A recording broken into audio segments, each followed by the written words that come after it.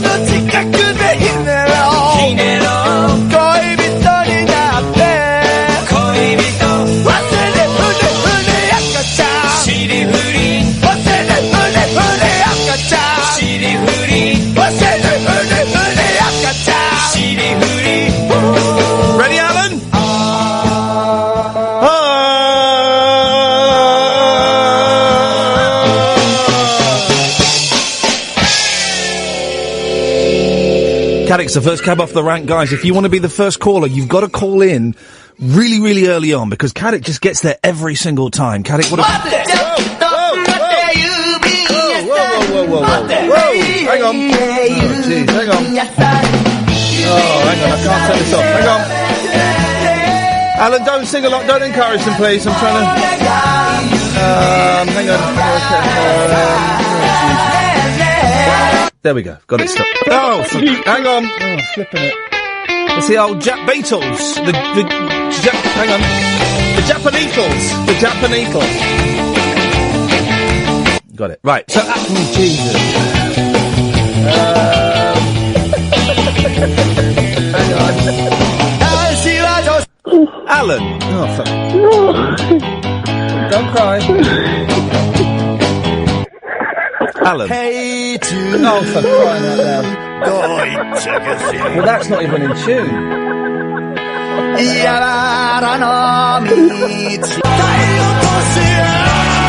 I've got to let it play to the end, Alan. I can't stop it.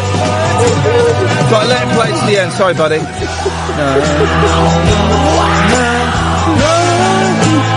That's flat. Okay, Alan.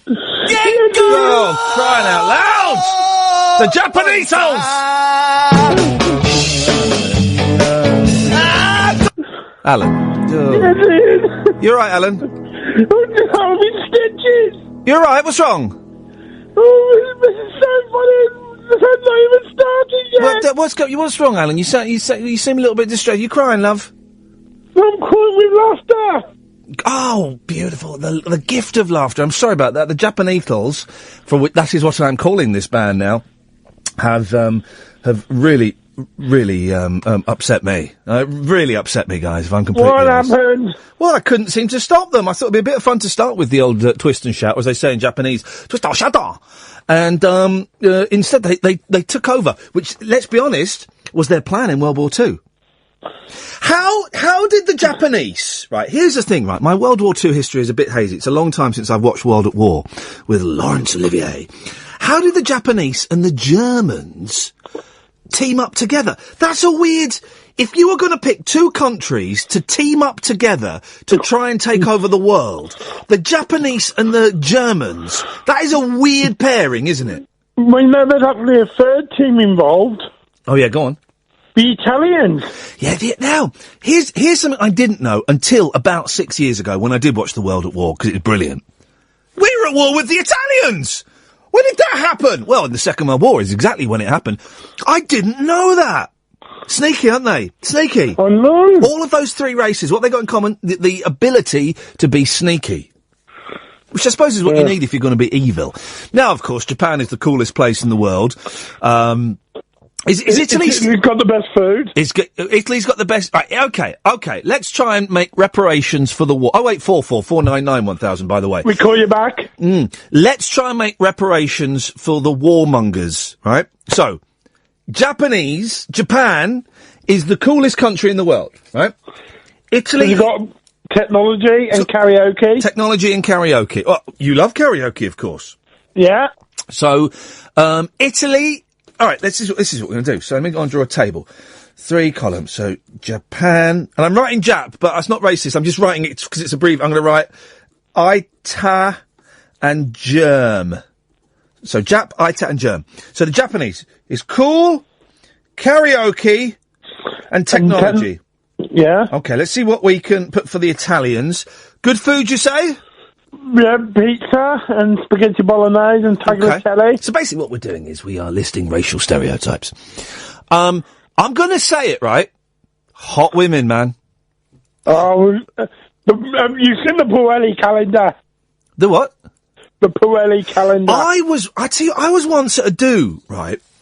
And the Pirelli girl, one of the Pirelli girls, is that a sentence? Yeah. Was there and was giving me the come on. Were you with Fandango at the time? I was courting Fandango. Or it might have even been before Fandango, actually. Anyway, I did an act on it, Alan. I'm not a piece of meat, mate. I've got respect for myself, so I told her to jog on. Right. The Italians have got good food, hot women. So far that's only 2 things. And Germany, what's Germany got going for it? Well, it's got Schumacher. Schumacher, yeah, we'll put that down. Wurst. No, let's just deal with the good things. Yeah. No, this is Wurst is sausage. Wurst. Frankfurters. Well, I'm gonna just Wurst is all sausages. Let's put Wurst bracket all sausages. Yep. Yeah. And that's it. Really? That's it, really. It's not a great start, is it?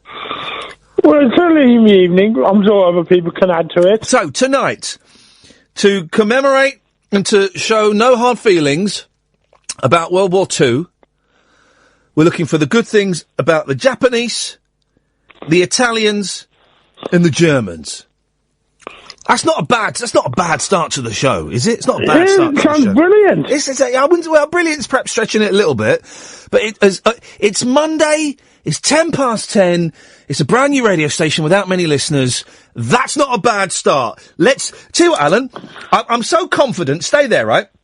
Let me play, and I've got all my music now, because I found my hard drive. Remember I lost my hard drive? I found my hard drive. I saw the messages on Twitter over the weekend. I'm going to play 30 seconds of music, because I reckon we won't need any other topics tonight, right?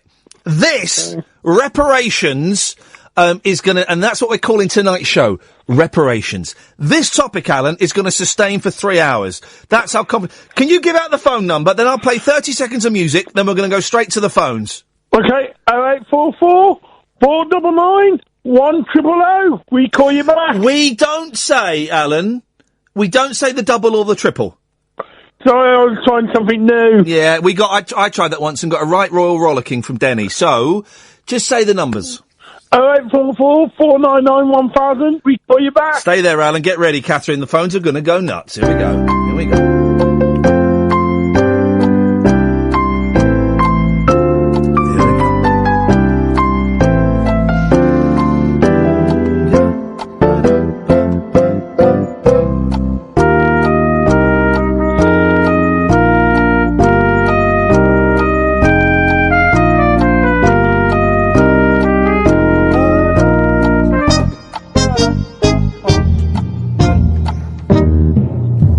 Okay, I'm going to be honest.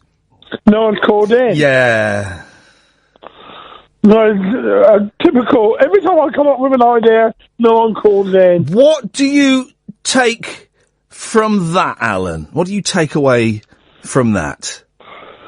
I ought to come up with some better topics. You ought to come up with some better topics, Alan.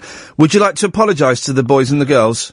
I am terribly sorry if I've offended the Germans, the Italians, and the Japanese at 12 minutes past 10 on a Monday evening. Say bye-bye, Alan.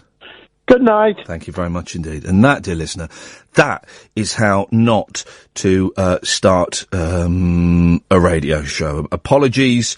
I thought it was gold. Caddick thought it was gold. It was not gold. By any stretch of the imagination, I'm afraid. And we can do that. I guess we'll have to do other things. I tell you what we're going to do. And I'm going to do this because I know I can trust you lot to tread carefully. Oh, hang on a minute. Andrea's on the line. Yes, Andrea. Oh, you got it right. Sorry? You got it right, Andrea. Yeah, I saw your name written down. And do you know what I did? Yeah. I said it. Yeah, but no one does that in England. Well, hang on a second. They say Andrea. Well, why? I'm saying Andrea. Yeah, that's right. I'm half German. And I was ringing, and I wanted to just leave a message, because I didn't have the guts to talk. You can't just leave a message. It's a phoning show, not a phone up and leave. We've got the answer phone. We've got the answer phone if you want to leave a message. Baby, that's what your wonderful guard dog told me. Ooh! You're... Hang on a minute. You can't call Katherine Boyle a guard dog. Well, I didn't know her name was Boyle. Yeah. Yeah, I'm dealing with it. Don't worry. Okay. We can have guard dogs can be good. Would you like to apologise for... I think guards are good. Yeah, but to call someone you've never spoken to, particularly when you're... I did. Particularly when you're... Yeah, to call someone you've never spoken to before, and a mate of mine, particularly when you're drunk, a guard dog... I'm not drunk. How much have you had to drink tonight? Nothing. I've just taken my metazapine for the night time. Well, good night, sweetheart. Well, it's time to go. Okay. No, you can do. But that's not a very nice thing to say, is it? I didn't mean to. If that was offensive, I really didn't mean that. I just thought she was really brilliant, because all I just wanted to sneak in a message. You can't sneak in a message. You've got to come on. Oh, but Ian, I didn't know that. It's a phone-in show. Yeah, but yeah, it is, isn't it? Anyway, yeah. you're on now. You're on now. Let's. Okay, no. So I'm half German, and I loved the way when you saw my name, you said Andrea, which I loved, because I don't bother anymore when people say Andrea, because not worth it. But hang on. You say it's not worth it, yet you've just made a massive thing about me getting it right. Because you got it right without being prompted. Yes. So that's...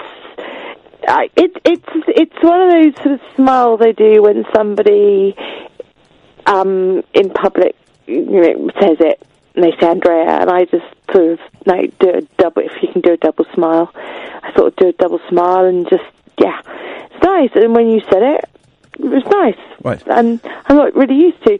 But as I'm half German, I just wanted to add to the good bit about Germany. We are reparations for where we are extending the hand of friendship on the actual anniversary that war was declared, and I've just looked it up and that's true, with all of the nations involved, all the bad guys. We're saying, look, we don't think you're the bad guys so much anymore. So what is good about Germany? So far we've got Schumacher and Wurst, brackets, all sausages. Well, I was going to I was drunk, but I'm not. But anyway, the Oktoberfest, which is quite legendary. I know you don't drink. No, but are you okay? You're sure you're not boozed up now? No. Okay, but you would get boozed up. No, I don't anymore. What? Never? I'm not allowed to. Oh. Because we have things that we take at night that stops things like that. Stops things. It says stops things. So the medication is dictation for the nation. Hey, cool. That you cannot get boozed up. Here's the thing, right? It's best I don't. Here's the thing. It's best I don't. Drunk people are so boring, though, aren't they?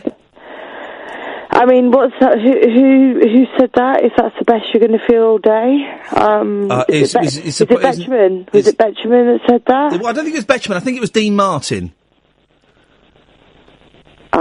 It was James O'Brien's got it wrong then. Yeah, O'Brien. O'Brien did say that. He thought I said the J-O-B. Yes, the J to the O to the B. Oh, the J-O and the B, yeah. Okay, well, listen, we know that other radio stations exist. Yeah, we like him and we like the NA. Andrea, nice talking to you. Oh, yeah, it's been a pleasure. Thank you very much indeed. 0844 499 1000. 0844 499 1000 is the phone number. Give us a call now. We will call you back. It's as simple as that.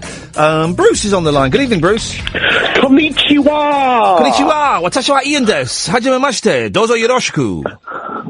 Arigato, Mr. Roboto. There we go, you see. Who is Mr. Roboto? I remember that. That's a blast from some past, but I don't remember why. Well, apparently he was just a robot. Mr. Roboto! Didn't someone used to phone up years ago and play the Mr. Roboto theme tune down the phone to me? If it was, it wasn't me, because was it a cartoon? I'm going to put Mr... No, it's a song by, I want to say Styx. It's some 80s rock band like that. Oh, I thought it was, Oh yeah, hang on a second. Let me just have a little... I love this. This is like a music show without music, but actually we play quite... Hang on, let's have a listen. This is Mr. Roboto.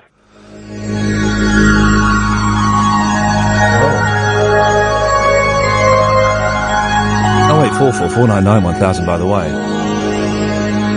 I thought it was a theme tune. Oh, hang on, let me skip forward a bit. That sounds a little bit like Star Trek.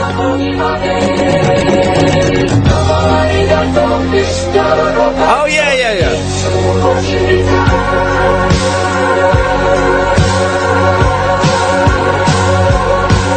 You're wondering who I am. What's a load of rubbish. There really was. There really was. The 80s is the one decade that, well, actually, everyone says the 60s were the golden age, right, of music.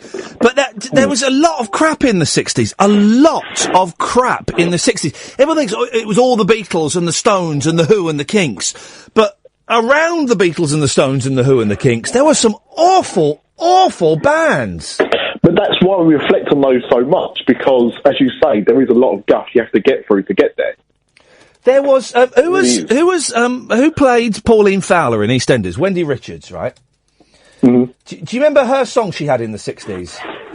No. She had a big hit, right? And I think it was produced by my mum's uncle. I think this is what I've been told. So, but this right was as big a hit as any Beatles song.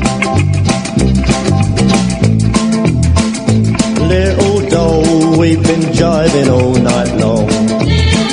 Little doll, got a feeling something's wrong. But it ain't right to wanna keep on dancing. There won't be any time left for romancing. Come outside. Come outside. There's a lovely moon out there. Come outside. No, get lost. Come outside. Remember this? You know what, glad I don't remember it, but it does sound like Barry from Watford in his early days. It does, and then it goes on, and then Wendy Richards comes in. She goes, no! Come outside. Why? Come outside. You do keep on. While we got time to spare. That hit was probably sold more copies than any Beatles song, right? And people... That definitely sold more than the Kinks. It would have sold more than the Kinks. It would have sold more than the Who, right? And that is what the 60s sounded like. That is what the 60s actually sounded like. It wasn't all sitars and incense and, you know, I reckon the number of people that took LSD in England in the 1960s, it wouldn't have been more than 500 people. Yeah, you're probably right. Yeah, it was 60s. I can see someone else who's never taken LSD. Yeah, go on.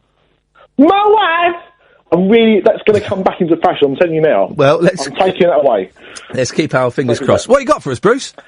Well, what it was, I felt sorry for Mr. Caddick. I felt no one was phoning in. Of course, we did get a caller, and I had something German that I thought was appropriate. By the end of the show, as well, this reparation, we're Japan, Italy, and Germany. We are accepting their apologies. We're compiling a list of good things for each country. At the end of the show, we will tell you which is the best country by the number of things. So far, Japan and Germany are tied with 3. Italy has only got 2 good things about it: good food and hot woman. I've got 2 German and 1 Japanese. All right, go on then. Okay, so for Germany, we've got Schadenfreude. Oh, yeah. Oh, I've got one as well. Now, remind me what Schadenfreude is. It's the pleasure of misfortune against others. Yes. Which is ironic, because they lost the war. They lost the war, and we were all celebrating. That was Schadenfreude, wasn't it? I believe that could be a good example. Probably the best example, actually. If you think of it. Or the World Cup, 66, probably another example of that. Yeah, yeah. The other thing from Germany that people might resonate with is the late 80s, early 90s Saturday night game show Tutti Frutti.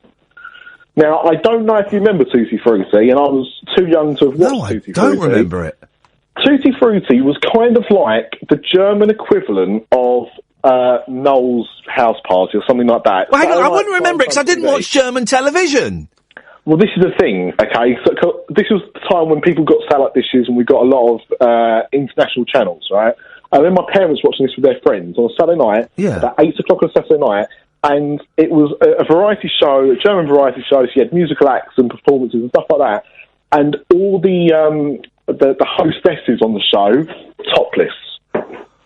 What the hell is going on in that country? Prime time Germany, my friend, in the 90s.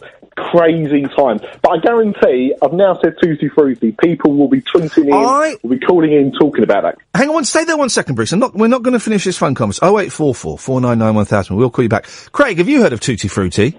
No. There we go, you see. I've heard of the ice cream, and I've heard of the programme with Robbie Coltrane. Yeah, I heard the Robbie Coltrane programme. We'll put it out there, Bruce. It sounds awesome. Was Falco German? Falco, Rock Me Amadeus. Amadeus. Actually, he could have been Austrian. This is what I'm thinking. This is what I'm thinking. He died in a car crash, didn't he?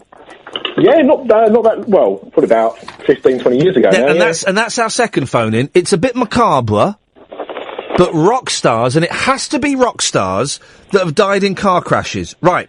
Here we go, and I can do. I tell you what, we'll play. We're gonna play this as like a hand of poker. I'll go first. Bruce, you'll go second. Craig, you'll go third. Right? Yeah. Falco. Mark Bolan. Beautiful, beautiful. Craig. I'm rubbish on cars. Sorry. Rock stars, don't know nothing. Okay, you're out of the game. Okay. The London Boys, both of them. Really? Yes, the London Boys died in a car crash. Are they rock stars though? Come on, man. James Dean. Not a rock star. Not a rock star. It's got. I'm not going for it. I'm not allowing actors. No, that's fine. That's fine. Okay, I'm out. I was going to say Gene Vincent, but he didn't die. He just knackered his leg, didn't he? There's a few people that have done that though. All right.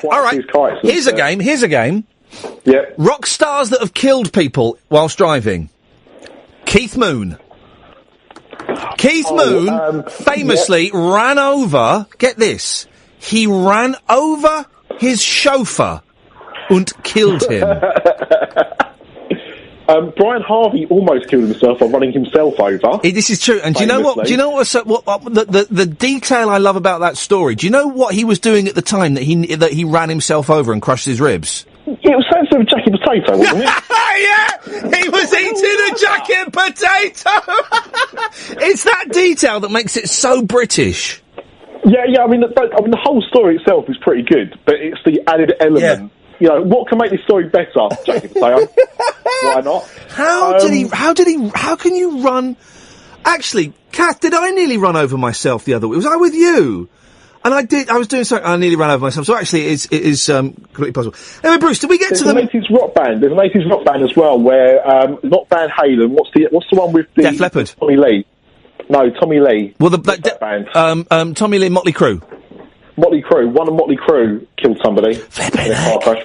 This is a very macabre, where they're trying to make peace with the rest of the world. Anyway, Japan, I do have one thing, because I don't want to take too much time off your show. Well, it's too late for that, but... You can cut me off. It's like those people that say, let me cut a long story short, and that's about 10 minutes into the story. Too late. Yes, go. Japan, of course, gave us video games. They didn't. They gave us good video games. Well, they gave us Nintendo. Well, there you go. Okay, Nintendo, yes, but they didn't give us video games. No, Nolan Bushell gave us video games. Nolan Bushell, the grandfather of video games, the inventor of Atari, a man I've interviewed, he invented video games in a massive cloud of hashish smoke. He told me they were stoned left, right, and centre. Those guys going, "Hey man, let's make a video game." In fact, he didn't invent video games. I apologise. It was some old dude in 1961. It was some science dude, and I met him as well. And he invented a game called Space War. Which is kind of... No, it's not Space War, not Nolan Bushell. No. Space War was... God, we're getting geeky and a bit boring. Indulge me. Space War was built on, like, I think it was MIU. No, that's the Maharishi Institute University. It's the name of a Beach Boys album. MIT. It was on a big computer in a university in Michigan, I think. And it was a load of geeks that built it. And then Nolan Bushnell stole it 20 years later and turned it into asteroids. Because, have you seen that documentary about the Atari, like the ET scandal? I haven't seen it, mate, but have you seen that documentary called Thumb Candy that I made? Oh, you saw Thumb Candy, yeah? Well, no, not the TV series, that was rubbish. The documentary. No? Bruce, go off to YouTube, you have homework, sir, go and do your homework. Thumb Candy, YouTube, it's me. Craig, stay there! Wow, it really is a mixed bag of a show this evening. A lot of lists, which is fine. Japan, Italy and Germany, the best things about those. At the end of the show, we will know which of those is the best country. And the worst of those, we will declare war against. Rock stars only, not actors who died in car crashes. We've got other stuff as well. That we'll kind of get to in a minute. Craig! Ian. 0844 499 1000 is the phone number. Tom, stay there, we'll come to you in a minute. Give us a call now, we will call you back. Yes, Craig! You're winding me up, Ian. Well, I haven't done anything yet. Flipping, back up that hard drive. I found my hard drive, and I was looking at ways of backing it up, going on the cloud and stuff like that. And now I've got it, I think it's going to be all right. Yeah, back it up. So I'm not going to... I'm watching Tutti Frutti, flipping it there, and half a lot of bum. All you have to do is install Google Play Music Manager. No. When you plug your hard drive in, it'll automatically update. No. You don't have to do nothing. No. It'll be all right. Now I've found it. What could possibly go wrong? Well, then you deserve to lose it. Wow, you're cold, man. Also, I have got on my hard drive 14,500 songs. That's 41.9 days of listening pleasure. But you just plug into Google Play. How much does that cost? Free. What? 50,000 songs. Set your hard drive as your music folder. What? And it'll install them on the cloud. You can listen to them on the cloud. No. You can download them up to 3 times. Up to 3 times? Yeah. That sounds like a con. Well, no, it's in case you break your hard drive. I'll break your hard drive in a minute. Oh, yeah. People like you. Yeah. No, listen, honestly, I've learnt my lesson. This hard drive will never crash. It will never go wrong. I will keep all of those songs and those 5,500 pictures of my children. I'm feeling confident on this one, Craig. Don't jinx it for me, will you? You're going to lose it tomorrow. I went to see Brian Wilson of the Beach Boys on Saturday night. I saw your little periscope of it. Keep that on the lowdown, keep it on the lowdown. But yes, I did a sneaky little periscope of one of the songs to prove I was there, right? It was beautiful. I've never been to the Palladium before. Look nice, yeah. It's an amazing venue. And I took my 6-year-old son, right, and we dressed up smart. We had our jackets on and we dressed up smart. And I went and spent an absolute fortune at the concession stand. Tomorrow I'll be wearing my Help Me Rhonda t-shirt. Don't worry, Periscopers. You'll get to see it. Spent a fortune because my boy wanted t-shirts. And I thought, do you know what? This is such a special night. I'll go, right? So we went, thoroughly enjoyed it. He fell asleep during the second half, during Pet Sounds, and that was fine because it was very, very late. Brian Wilson? No, and that's another story. But my little boy fell asleep, and it was wonderful. Honestly, it was so magical. I was there listening to Pet Sounds. I had my lad asleep on my lap, and at the end they started playing Good Vibrations and stuff, and I was up there, and I was holding my boy, and he was asleep, and I was dancing. I was loving it. Loving it. I was singing into his ear, even though he was asleep, right? And, everybody was delightful there, talking to loads of people. Some people recognised me. A guy came up to me who said he used to know my dad, which was really, really nice. Chatting to people. My boy was the youngest boy there by quite some way. It was a special night, and I drove him home. He fell asleep and all of that stuff, right? So then this weekend I thought, I'll go on the Beach Boys message board, right? They have smileysmile.net, right? It's the Beach Boys message board that people go, right? And I haven't been on there for a while. I went on there, and there's obviously a bit of a power struggle going on at the message board, because it turns out loads of people have been blocked by this moderator. And this moderator was having a breakdown on he was going nuts! So I went to the thread, Brian Wilson Pet Sounds 50th Anniversary Tour thread, right? And it's all about this bloke going, well, if people are going to be rude about me, I'm the moderator, I will block. And he's doing this big, long rant. And I was like, flipping heck. That's what happened in Germany. Well, it wasn't in Germany, it was in England. Although he may be in America, I don't know. Anyway, so I then posted some stuff about the concert. Oh, I posted a little sneaky comment. I posted the Smiley message board, 1997 to 2016, rest in peace. That annoyed a lot of people. Then I posted a review of the concert, and then this guy started having a go at me, and I say, mate, I'm not having a pop at you, honest, I just want to talk about the concert.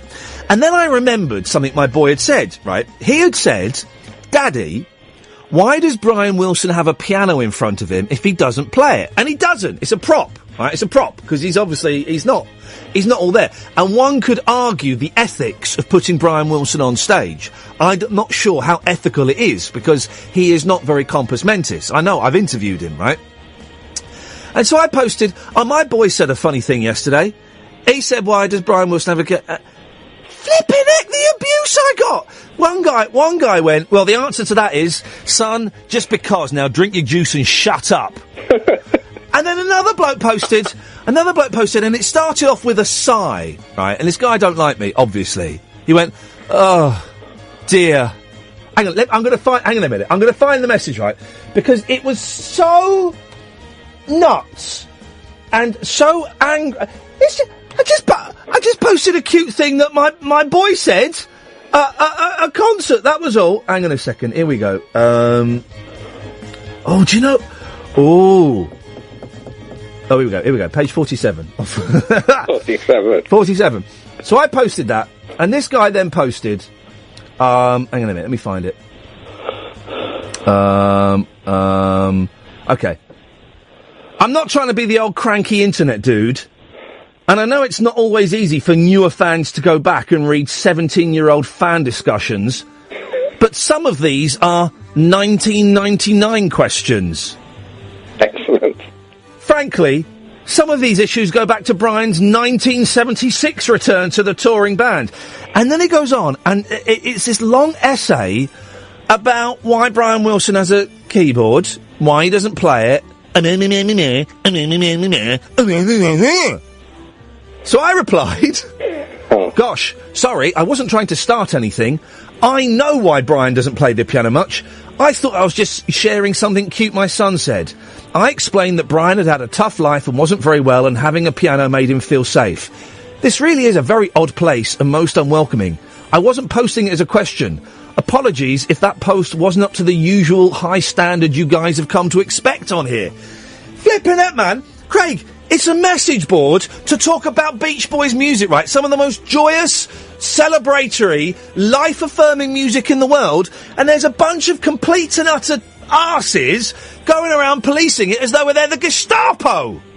That's life, don't it? Well, I couldn't I'm just thinking it's a flipping message board. Did you tell him you'd met him? No, well, I know. I mean, they know who I am, because here's the thing, right? Here's the thing. When I go on a message board, Craig, do you know what I do? What name I use? Iain Lee? Yeah, because I'm not a coward, I'm not a troll, I'm not a bell like most everybody else who posts on the internet. I go on a forum, I use my name, so you know it's me. I'm not sat there cowering behind some pseudonym, having pops at people. If I'm going to have an argument with someone, I'm doing it as Iain Lee, right? And if I'm going to go and post something cute about my son, I'm doing it as Iain Lee. I'm not doing it as the real Beach Boy, Firewind, Mentalist, fair play, Quan, that might be his name, MD, Dr. Beach Boy, Hey Jude, flippin' heck. Deary. Hey Jude's not even a Beatles song. And it got me thinking, Craig, is there a nice forum anywhere on the internet, right? Because Digital Spy, it's better than it was a few years ago, right? Although I haven't been on the LBC thread for a long time, and I've heard it's still quite poisonous. But the forums on Digital Spy, it's a geeky radio website, they're quite poisonous and quite cold, right? Luckily, they're generally quite nice about this show, thank you. But there's a lot of poison and stuff floating around. The Beach Boys one, it's poisonous. Are there any forums, Craig, where actually it's quite nice and quite pleasant and quite fun to hang out, and it's not run by egos? No. You're not going to get it, because the idiots always want the power. I go on Xbox moderating sites years ago, and there were idiots on that as well. You couldn't do nothing. And that's the thing, man. What is it about the internet that brings out the arse in everybody? It's like life, isn't it? There's a percentage of people that are arses, and then if they become moderators, they get the power. Yeah, I suppose so. Craig, did we get to the point you called in for? I was angry about your Google Play. Right. Not getting it. Don't need it. Well, I'll end on a joke there. Okay. Oh, is it well, hang on. Is it racist? No. Oh, never mind. Carry on. Gary Glitter. Thanks very much indeed. 0844 499 1000 is the telephone number if you want to give us a call. We'll start the show properly in a bit. I've got loads of stuff that I kind of thought we might do tonight, and we haven't touched any of it yet. 40 minutes into the show. It doesn't matter. Tom's on the line. Good evening, Tom. Good evening, Ian. How you doing, man? I'm very well, thank you, mate. Very well. Good, yeah. I'm just ringing in regarding the excellent German words. Yes. So, my parents moved to Germany 8 years ago, but I knew this word beforehand, but I still... Why did they decide to move to Germany? Well, a number of reasons, but principally because my dad was fired. Oh, blimey. That's a big old thing to... Right, well, it's not working here. Let's go to Germany. That's right. There were some other reasons as well. Okay. But he was on the run. He committed a bank robbery and he had to get out of the country sharpish? It could have been. He didn't say much. Wow. He didn't say much. Did they tell you they were going? Very shortly beforehand. Very shortly beforehand. Sorry to laugh at your personal family breakdown there. No, feel free. Feel free. Okay, well, I will do. Thank you. So the word which I knew before they went, which I still think is the best word, despite having tried to learn a bit of German subsequently, is doppelganger. Doppelganger is a great word, and it's that everybody has a double. That's right, that's it. And I believe that. Have you? I don't know if you're on Twitter, but my latest Twitter picture is a brilliant picture that someone sent me of one of mine, because I've got several, my doppelgangers, and it really looks like me, but with a mullet. Have you seen the picture, Kat? It really looks like me. And there was another one, when I used to go and get my hair cut in Soho, in London, right, I would quite often, I'd get approached by homeless people, right, not for money or anything. They'd want to chat to me, and I was quite happy to have a chat with them. It was at this specific street, right? And then, one day, one of them, said, oh, well, thanks for your time, Father. And I said, what? He said, thanks for your time, Father, I really appreciate it. And it suddenly clicked. They all thought I was someone else. I said, who do you think I am? And there was a vicar that used to work in Soho with homeless people, helping homeless people. He's the exact spit of me, man. It's freaky. Tom, he looks exactly like me, but with a dog collar. Actually, there's a possibility I might have met this chap actually, because I did some work about 10 years ago with a church-based charity actually in Soho. It might have been the same bloke. Did he look like me? No, he didn't. Well, in that case, it probably, bearing in mind the story I've just told you, it probably... Yes, you do have a point. It probably wasn't him in that case. You do have, yes, he would. So yes, that wouldn't have been a doppelganger in the true sense of the word. Okay, well, in the sense that he didn't look anything like me. Absolutely. All right. Well, okay, so doppelganger. They do have good words, and the thing about Germans, the German languages. They are very good at what they'll do is they don't have a word. They'll make up a word by putting lots of words next to each other. So you can get these really, really long words that'll be 3, 4, 5, 6 words, all just shoved together to make one long word. That's it. You've got to respect that. Another word, of course, and I should have mentioned this: the zeitgeist. Oh, I think that shares the top number one. So zeitgeist, and have you met your excuse me? Have you met your doppelganger? Well, I think I did when I was about 5 years old. I'll ask you again, Tom. Did he look like you? He did look like me. Okay, we can continue with this. I like it. We've not spoken before, have we, Tom? No, I have listened to you for a number of years on and off. Bless you, man. And we're getting so many callers like you that have listened to the old LBC show and all of the, and have just chosen to call in. I appreciate it. This is a brilliant call. So you met your doppelganger when you were 5? Actually, about 5 or 6. Yeah. I think he was a couple of years above me. He was a new pupil that had come to the school, and quite freaky. But you were at school with your doppelganger. That's right, just for a short time. But actually, I've thought about this some time. Considering how many people there are in the world, it's actually remarkable that there are not more people that we come across that don't look like us. Hang on. It's staggering that there aren't more people we come across that don't look like us. That do look like us. It's surprising that there are not more people that don't look like us. Sorry. Hang on. It's surprising that there are more people that... it's surprising that there aren't more people... that don't look like us. That... There's two really important words in this. Is it are and are or aren't, or do and do or don't? Hang on, I'm getting confused. Is it are or aren't, or do... No.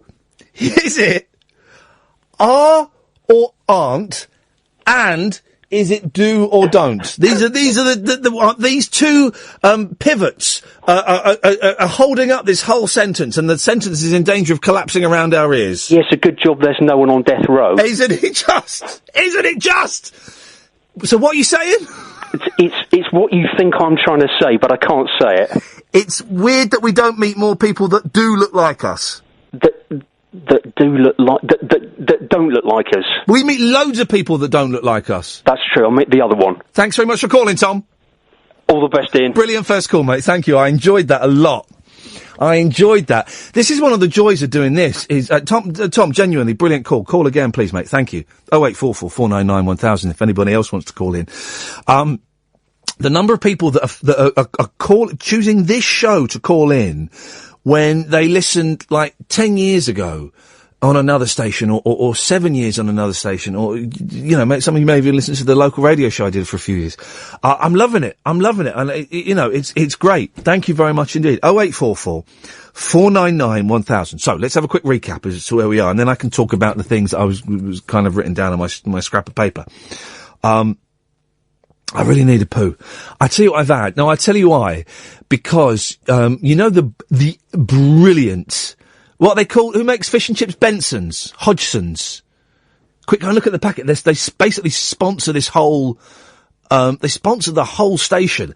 And may God bless them for doing so. Burton's!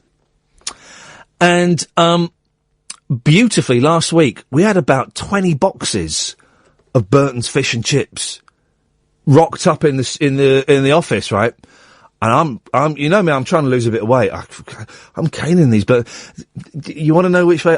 If I were to vote, I wouldn't vote for the brown sauce. It would be the red sauce ones. They've got the whoa, just shoving these Burtons in.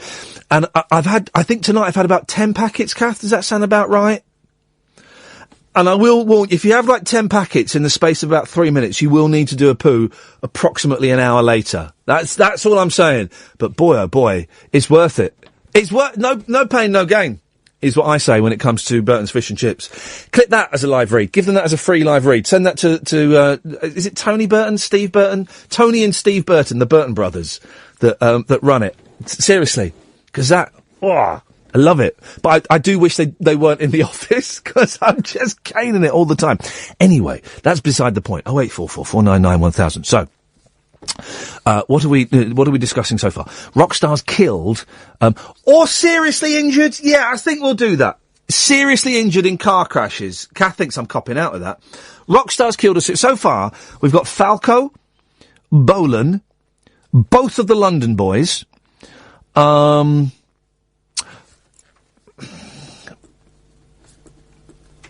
Fizz. They had a coach crash, didn't they? Severe coach crash. Very, serious. Come in, Kath. Come on. You put a hand up to speak. Not really that bothered, but 0844 499 1000. Yes, Kath. Gloria Estefan. Oh, she snapped her spine, didn't she? Yeah. Estefan. You know what was going on there? She was in bed the wrong way round. Yep. Eddie Cochran. Mm-hmm. Now, did he die, or did he just break his leg? Was it Gene Vincent? Anyway, 0844 499 1000 is the telephone number. If you want to give us a call, you're more than welcome to. Did Lisa Left Eye Lopez die in a car crash? I thought she was a helicopter crash. Because Nick is saying on Twitter, Lisa Left Eye Lopez. I thought she was in a helicopter crash. Yeah. That was not a car crash. You're not thinking of Aaliyah. She was in a plane crash. No, I'm thinking of Lisa Left Eye. Well, she can't see in 3 dimensions. Why?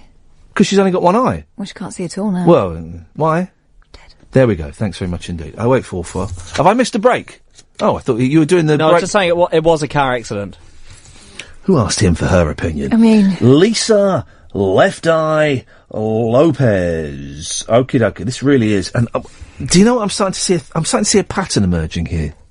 Some of them are men and some are women. Yeah. Yeah. All rock stars, all killed or at least seriously injured in a car crash. We need to get this message to the head of rock stars. Yeah. And get them to travel by train. Stop them. Can you think of one rock star that's been killed in a train crash? No. Okay.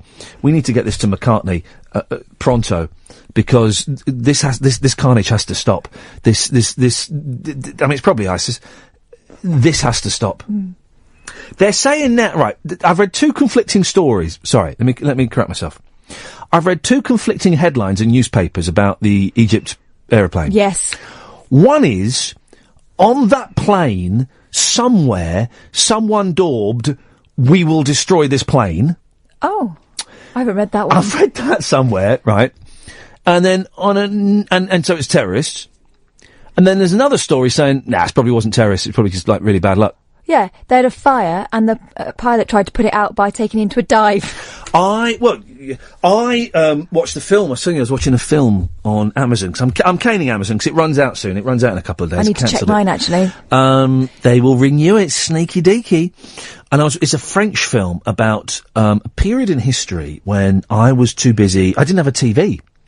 1994. I was living in Hall, so I didn't really watch TV. And I'm gonna say it, Islamic terrorists, because they were, from Algiers, hijacked a French plane, Air France plane, and they think they were gonna crash it into the Eiffel Tower. Yeah. And the French version of a SWAT team. What would our version of a SWAT team be? Not the SAS. Maybe the SAS. I'll say the SAS. Special Forces, isn't it? The GIGN, the GIGN. How would you say it in French? GIGN. GIGN. GIGN. Yes, the GIGN. They go on and they storm the plane. And what was exciting was it was actors. mixed with news footage. Yeah, it was exciting. And I didn't realise that Islamic terrorism they don't like the French, do they? There's a lot of historical beef there with the Algerians. Yeah. Yeah. It's weird, isn't it? Not really. They colonised them, they don't like it. Here's a question, guys. When's it going to end? When is this hatred, this death, this murder in the name of religion? When's it going to end on both sides?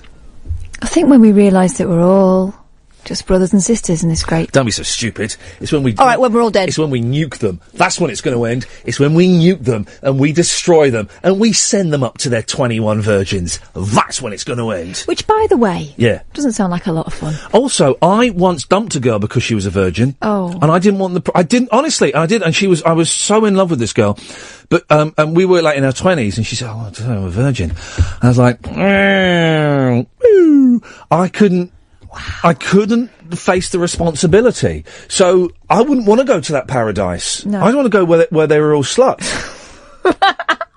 I would be happy with 3 sluts over 21 virgins. So would I. That to me, honestly, that would be much better. That's like 21 shades of awkwardness. No. What a mess. No.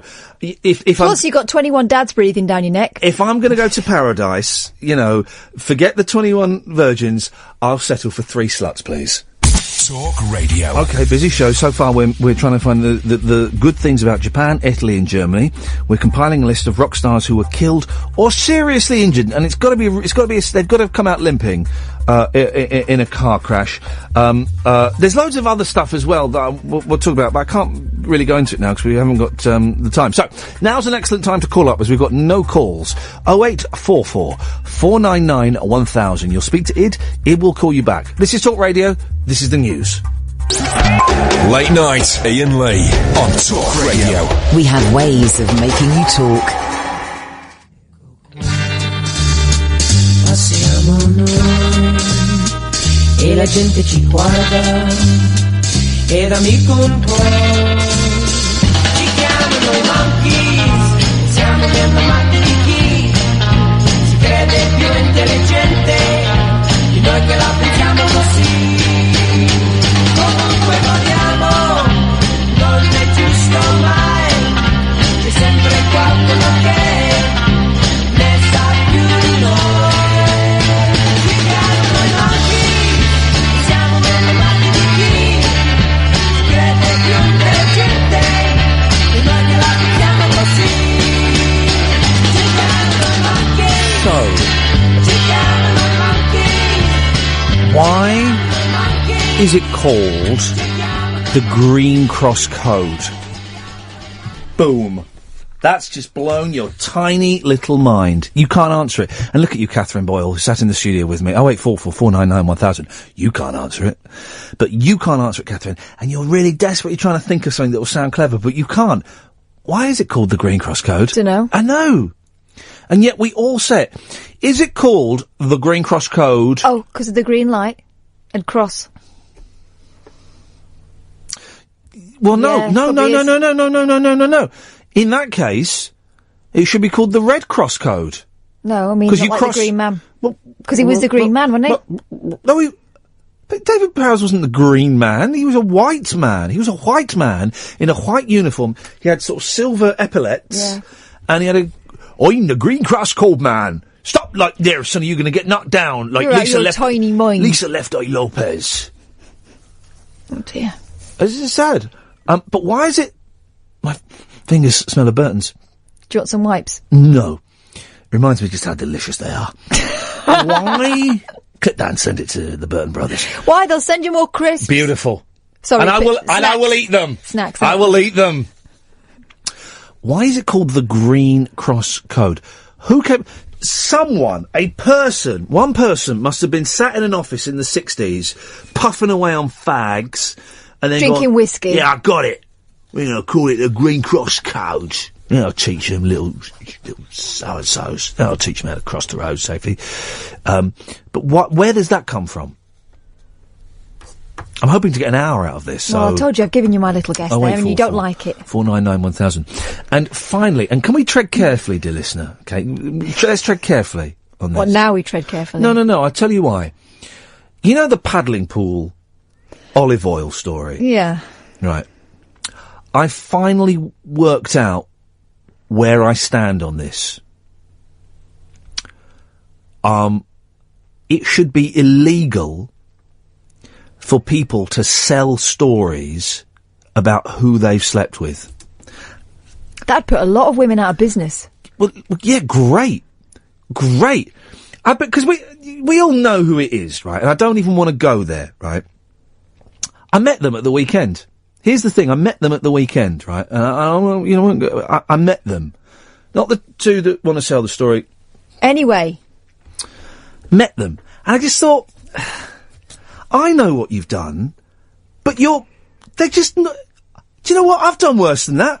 Not in a paddling, but do you know what I mean? We've all done stuff, and it's in the great scheme of things, it's not that bad. And I was having a lovely conversation with these people and thinking, I couldn't give a stuff who you've done what with. I couldn't care less. They were delightful. And it's not, it's not... These aren't the first people this has happened to. They've tried to expose or tried to force people to expose themselves in the past, haven't they? And they used to out gay people in the 80s. And actually, who cares, right. really? Everyone was consenting. There was no rape. There were no kids. There were no animals involved. It was some people who went, shall we have sex? Yeah, let's have sex. All right then, let's have sex. And that was it. Brilliant. Fantastic. Well done. You've had some sex. Is there ever, because going back to journalism school, the reason for exposing something like that would be that someone has made money out of having a wholesome image. And in this case... No, and I don't buy that either. Everything you see on TV is a lie, right? Everyone is performing on TV. What if it was the Archbishop of Canterbury? It isn't, but what if it was? What if he'd been found doing something improper? I couldn't care less. Well, given that he's telling people how to run their lives. I still don't think it's a story. I still don't think, and there's the argument that, if, and this, these people to one side now, hypothetically, well, if they've made, if they've based their careers on telling people they're in a happy, loving relationship, then that's I still don't think it's good enough reason for the scuzzballs on one side to go to a newspaper and say, "Hey, you never guessed who we had it off with. Give us a few grand and we'll give you an exclusive." The other thing is that who cares? I mean, these days, does anyone surprised that I've done worse than that? Do you know what I mean? I've done worse than that. It's nothing. It's nothing. Some people said, "I'm feeling a bit randy. Should we have it off?" Yeah, go on then. I'll get the... Brilliant, have it off, brilliant. All right, well, that was great. Thanks, everyone, bye. And that's it. It is, and someone... I was tweeting, because I met these people, and I thought... And it kind of crystallised where I sat. Because I was enjoying the titillation of it, right? Well, it's a hilarious idea, isn't it? I was enjoying the titillation... 0844 499 1000. I was enjoying the titillation of it. And I've heard John Holmes enjoy the titillation. And it's titillating. And then I thought, actually... I wouldn't want someone talking about my sex life. I wouldn't want someone to know what weird things get me going. I thought, they're real people. They're real people. I had a very brief chat. They're real people, right? And they've done, actually, absolutely nothing wrong whatsoever. And someone summed this up for me when I posted this at the weekend, right? They said it should be treated the same as revenge porn. Well... Because it's the same thing.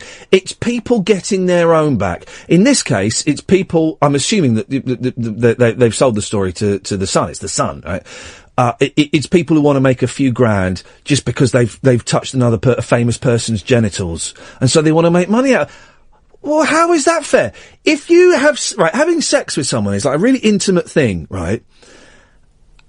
And it should be a private thing between you, unless both sides want to announce it. Because should we go and tell everyone what we did? Yeah, why not? That'd be fine. Then that's a different thing. If that's and do you know what? There are celebrities who have made their names with that kind of arrangement. But the fact that you have played with a famous person's genitals, right? That then gives you a right to go on and the Sun going, last week when the High Court it's freedom of the press. The day that free speech was destroyed, was drowned in a paddling pool full of... Oh, jog on, you're the Sun, right? You're the Sun. You're the scumbags that made money out of accusing, everybody in Hillsborough of urinating on dead bodies and pickpocketing the bodies of children. What do you know about free speech? What do you know? Why are we having our morals and ethics guided by the flipping Sun? Calvin Mackenzie today in the Sun having a pop at the McCanns. Now, whatever you may think about the McCanns, and there are some people that think they know more than, and they're a family that lost a kiddie, right? How can Kelvin Mackenzie, of all people, have a pop at the McCanns? He's a scumbag. He's a lying, cowardly, I'm a victim, I was a victim in Hillsborough. He's not, he's a scumbag. He's an arse stain on humanity. He is, right? And it's because I really hadn't made my mind up about, and I don't really care what people get up to, in private. It's titillation.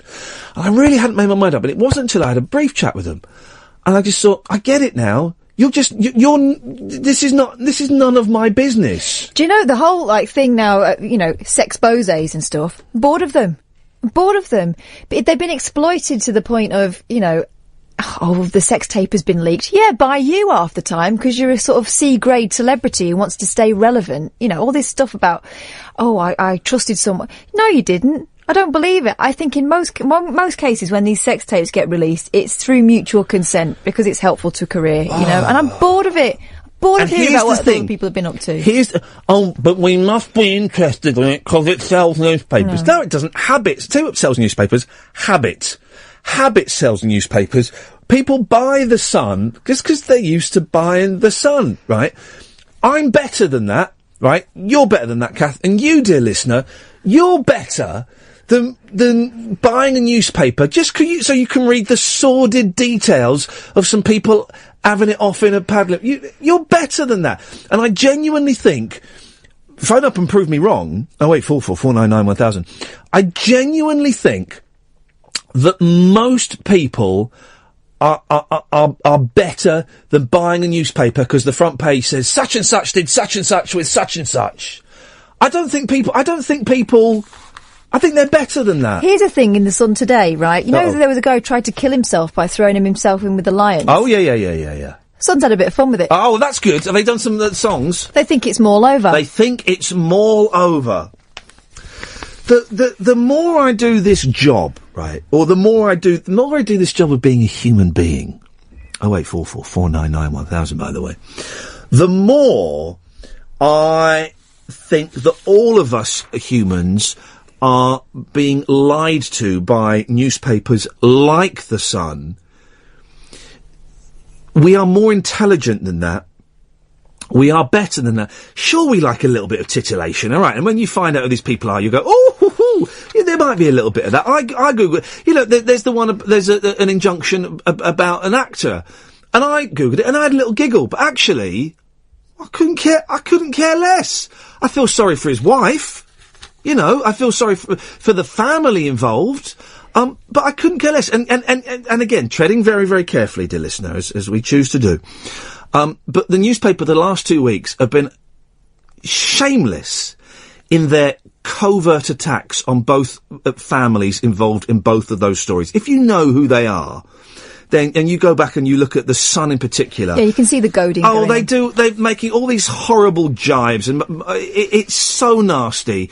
I tell you what, The Sun, why don't you go and investigate some proper news stories? For example, why don't you give us the facts on Brexit? Why don't you give us the facts on, climate change? Why don't you What happened to the VIP paedophile scandal? Yeah, what happened there, guys? Why don't you go and do some proper stories instead of, such and such did it. Or Twitter storm. No.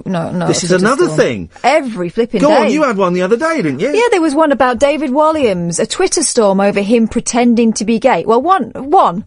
David Walliams' shtick for the last 10 years has been being a bit camp. Longer than that. You watch him on his first TV he showed, a thing called Barking on Channel 4, a sketch show. He was pretending to be gay on there. That was 20 years ago. They were talking about outrage. There were a couple of papers doing it. Outrage. No, there wasn't outrage, because when you actually read the story, it was a maximum of 7 people on Twitter remarking on the fact that David Walliams often pretends to be gay, and isn't it a bit tired? I didn't see outrage, really. When I was accused of being a racist, it was because four people, one of whom later told me they were joking, said, oh, that answer was a bit racist. It's a Twitter storm. Don't get your newspaper stories by going on Twitter and seeing what four randoms have said. I know what. Why don't you make some phone calls to local councils and MP? Why don't you see what's going on there? It appears to me that these newspapers have got journalists, and I use the term loosely, sitting watching Twitter all day instead of going out finding stories. Which newspaper was it hacked Millie Dowler's phone? Do you know what I mean? There's that stuff, right? And you're upset because the judge, rightly so, I think, said that you're not allowed to say who had sex in a paddling pool with some other people. Good. Go and hack some more dead girls' phones. Do you know what I mean? There's a massive difference between what is in the public interest and what is interesting to the public. Oh, I think we need to just remind ourselves of what's what. 0844 499 1000. Dennis, Alex, Julie, stay there. Come to you after this. 0844 499 1000. We can talk about that. I trust you all to tread carefully within the bounds and the realms of legality. So thank you. Dennis is on the line. Yes, Dennis. Good evening. Listening to your fascinated sex life. Well, I think that's an ancient part of history, but yes. A young lady offering herself to you. I think you're insulting her by refusing. No, it's a lot of pressure to take someone's virginity, man. It's a big thing, and I didn't think I was up to the job, and it was a shame, you know. I was an insecure in my 20s, Dennis, and now, but even I was a very insecure man, physically and emotionally. Yes. Now, did you say you wanted something about Japan as well? Yeah, go on. You just switched on. Yeah, go on. What's good about Japan? Well, I went out there. Yes, terrible place. No. We're trying to make peace with Japan and Italy and Germany on the anniversary of the start of World War II. We certainly made peace with them because we flattened them. No, yeah, I know, but that was not particularly a nice way to go. We didn't. You know, we didn't need to drop those 2 atomic bombs. That Japan was trying to arrange a surrender, but the Americans were deliberately not taking the calls from the Japanese embassy because they wanted to test out what would happen if they dropped atomic bombs on people. Well, they proved it, didn't they? Well, they did, and it was horrible. It was a horrible way to end a war. Anyway, let's not get into the ethics of that. We're trying to make, Dennis, we're trying to show universal love and peace now. Yes. We're coming up with a list of things that are good about Japan, Italy, and Germany. What can I say about the Germans? Okay. Well, yes, they're good people. We thrashed them twice. Okay, we thrashed them. Okay, so we came back for it. What do you want another do? Here's the thing, Dennis. I was giving a talk today. I'm giving free talks, right, at colleges, universities, and schools all around the country, just because it's a nice thing to do. And I don't get paid. I don't even get petrol. I rock up and I give these talks, and we do a Q&A, and sometimes they interview me, and then I go home. I was in Poole last week. I'm in Bridgewater on Wednesday, which is flipping miles away, and I was at Hertfordshire University today. And you know, one of the first, I play clips from my radio shows to kind of illustrate points. And do you know the first clip that I play? No. Is you. Doing what?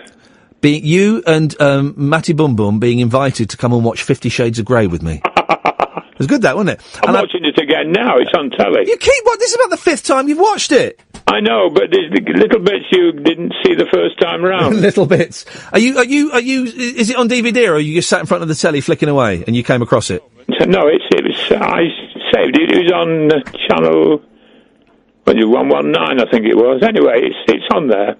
Still on there. I do it when my wife's gone to sleep. I put headphones on. She dozes off in the corner, and I turn the sound down and watch it. Well, you've got to be careful wearing headphones when you're watching stuff like that, because you won't be able to hear your mum coming down. My mum? No. So you are the first clip that I play in a university lecture, Dennis. Who'd have thunk it, huh? Well, fair enough. I don't mind you. Oh, by the way, Sunday next week, yeah, I want 20 quid. £10 for last year and £10 for this year. Can you give me a little cough, Dennis? Yeah, I don't think you're going to make it, buddy.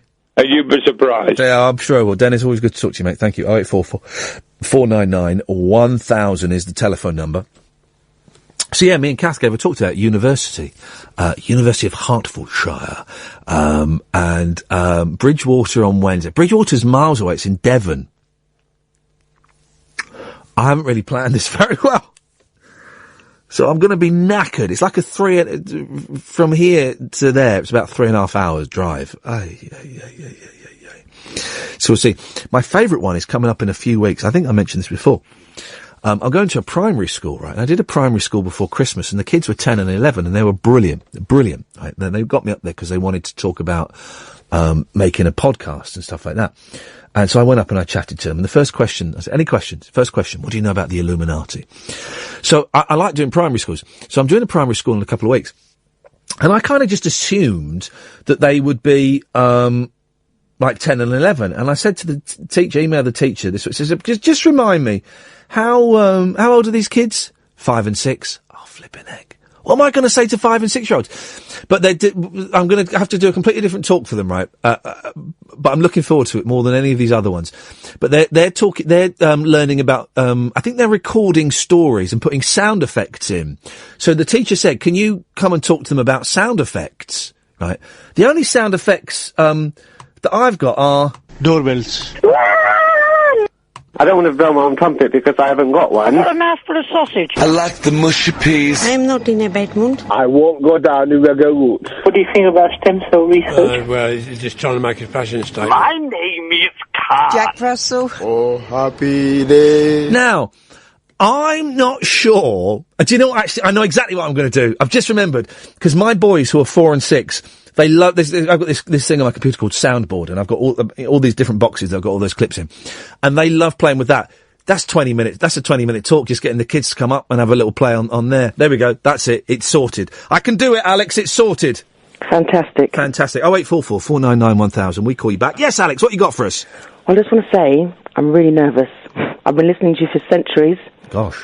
And I know it's a long while. It is. I'm an old man. What? It's a nerve-wracking thing, phoning up a radio station. Yeah. I don't even know why. Have you got the twitchy leg? I've got the twitchy everything. Yeah, of course you have. It is weird. They're going all about the place. And the thing is, in probably, I don't know, 5 minutes or so, I'll say, well, thanks for calling, Alex. And you'll go, what? And it will seem like 30 seconds have passed. That's all. Well, I hope I haven't waffled through it and nobody's understood a word I've said. No one understands a word I say, Alex. And as you say, I've been doing this rubbish for centuries, for goodness sake. So, what have you called in for, Alex? So, something tickled me so much today, I had to call in. I don't know if you remember last week, you were talking to somebody called Russ. I was listening to a few of your old shows in the car today. Yeah. Windows wound down because it was nice and hot. I was a bit early for work. It was a good day. It was a good day today, wasn't it? Alex, I'm normally spot on at guessing ages, right? Go on. But I'm going to struggle with yours. Ah. Go on. 23. Oh, we could be friends for a while. No, go on. Carry on. 38. Oh. Okay, friends not so long. No, my next birthday, end of the month, I'm going to be 37, so not bad. You sound about 12. I love you. Me and John the Farmer will get on just about fine. John the Farmer was, for those who missed it, it was a call last week. A 27-year-old farmer who, what did he sell? Puppy fowls, didn't he? Puppy fowls. Puppy fowls. And chicken eggs, but his barn only opened at 4 p.m. Yeah. He was good, wasn't he? I hope he calls back. Anyway, Alex, go on. What have you got for us? Yeah. So you were talking to someone called Russ who had invented the tenor lady cocksock. Do you remember? Sadly, yes, I do remember. Okay, yes. So obviously, I was unaware that he'd invented this. I was listening quite loud in the radio, in the car, plugged into my car radio. Oh, yes. Windows wound down, and this woman walked past the car. Oh no! Just as you said, and was it called a cocksock? Yes. And obviously, I'm listening. I'm laughing away. And this woman turned round, pulled her shades down. Oh, no! Yeah. Oh, God! And gave me the weirdest look in the world. And I thought, well, what's wrong with her? What's your problem, love? Lighten up. Yeah, exactly. And then as she walked off, I realised, that she'd heard you screaming out of my car. I do worry, because I like kids listening to the show, right? Mm-hmm. And we do get a little bit blue on this show. We do a bit of material for the dads, a little bit adult. Yeah. And I do, it's interesting you say that, because I do worry that we get too rude on this show. Oh, no. You want ruder? Well, I'm not saying that, but I like where we're at the moment. I think it's good. Is it? Because the thing is, I always think, would I like my kids listen to this? And I wouldn't like my kids listen to what we've just talked about. No, probably not. And it's not criticism of you. It's a criticism, or it's a questioning of me. And I do.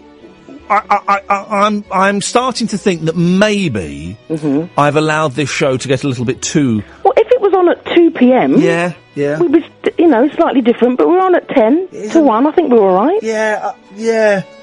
I think you're probably right. I just need to get. I've done a breakfast show for so long, and a show on the BBC for so long that I'm kind of a little bit.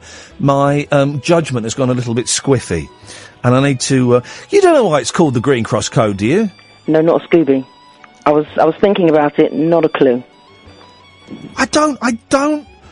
I saw a young lad today doing he was only about 2, and he stopped and did the Green Cross Code. And I thought, oh yeah, good Green Cross Code. And then it dawned on me, I haven't got a clue why it's called the Green Cross Code. No, that one bypasses me altogether. Alex, how was your first call? Fabulous. Beautiful. We call again? I will. Actually, we have spoken once before, and you called me a man.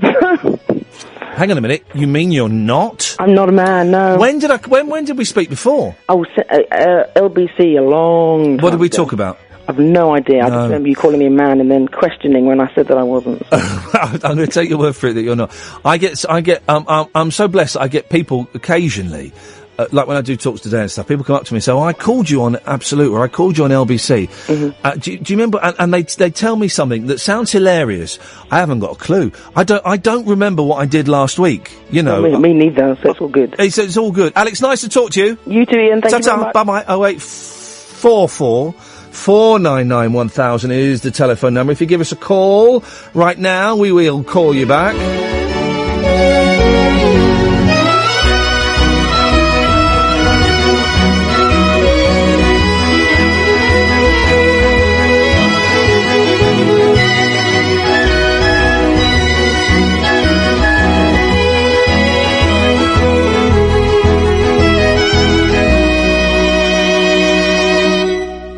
Onwards and upwards, 0844 499 1000 is the telephone number. We're compiling a list about what's good about Japan, Italy and Germany. So far, Germany is winning. Let's quickly go through this. Japan is cool.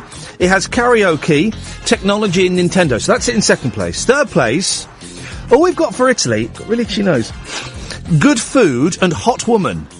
That's because I wrote women down wrong, but so it was upset with it now.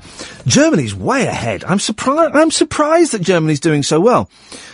Schumacher, Wurst, Oktoberfest, Schadenfreude, Tutti Frutti, a rather raunchy 80s television show, which I saw a glimpse of and is very, very rude. Zeitgeist and Doppelganger. So I think what we're learning this evening is the German language is awesome. But I'm surprised it's beating Japan. I'm not surprised there are only 2 good things for Italy. That doesn't surprise me in the slightest. I kind of expected that, really. 0844 499 1000. We're compiling a list of rock stars who died or were seriously injured in a car crash. Are there any nice message boards on the internet after I kind of got bullied? There was a gentle bulliage on a Beach Boys message board, a place that's supposed to be there to celebrate some of the most uplifting music in the world, that's created some of the most joyous experiences, and there are just like idiots on there having a pop. Got such an itchy nose. I'm going to have to blow my nose. Sorry, because my nose is really itchy. Hang on. There we go. Are there any decent places where fans congregate on the internet and they don't bully each other? Why is it called the Green Cross Code? And I'm right, aren't I? Right. We're not interested in who has sex with who anymore. It feels like such an 80s thing. It's titillation and it's curtain twitching, and we like a bit of curtain twitching, but I genuinely don't think that you should be allowed to sell a story to the newspaper about who you had sex with. How is that a story? Someone summed it up perfectly on Twitter when I posted this at the weekend. It's the equivalent of revenge porn, isn't it? Really? I think it's awful. 0844 499 1000. Julie's on the line. Yes, Julie? Hey, Ian. Yeah, concerning that particular super injection, I think it's comparable. I mean, I found out who it was obviously, which I won't say, by kind of spending 2 minutes on the internet. But you've got to think that there's a lot of generation who won't do that or who aren't on Twitter. Right. And I think it's compounded by the fact that because there's a super injunction about it, it's kind of like There's not. It's an injunction. If it were a super injunction, we wouldn't even be allowed to say that there was a super injunction. Okay, but because there's an injunction, I think that kind of it makes people think, well, why is it that they want it? But it kind of hypes up the. Because they don't want their names dragged through the newspapers. Because they had sex with someone. Someone had sex with someone in good faith, and then that person turned around and said, "You know what? I'm going to get a few grand for that." That to me sounds. I couldn't agree with you more. That's horrible. There seems to be. I saw something in a different paper today, which made me kind of think, what is going on with journalism? Which is, I'll read it to you. It's the headline says, "Woman trying to prove, in inverted commas, vegans can do anything, dies on Mount Everest." And then the sub-line is, "Woman who died climbing Everest wanted to prove vegans are not weak." Now, she didn't. She died of altitude sickness. What she died of had nothing to do with her veganism, and yet it's kind of implicit in the title that veganism... You've reminded me of the thing that I was going to say always gets me. Only in the last couple of years has started to annoy me, right? Because this is in the Independent. Yeah, well. But if there's prostitute murdered, sex worker murdered, don't you just mean woman murdered? Yeah. Woman murdered. Well, I don't. What's her job got to do? Because by saying sex worker or prostitute, the implication is, well, she should have expected to get murdered. Really, no. That's right. What is a woman murdered? Well, I don't need to know their job.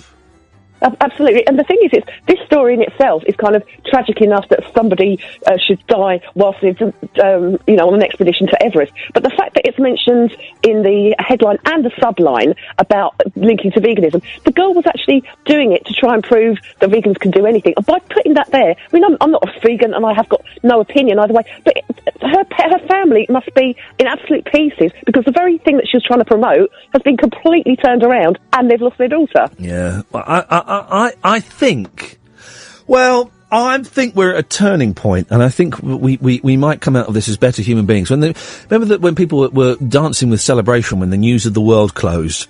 Yeah. And when, like minutes later they went, yeah, we've closed that. We've launched The Sun on Sunday, though. I see, right, exactly the same newspaper, you scuzz buckets.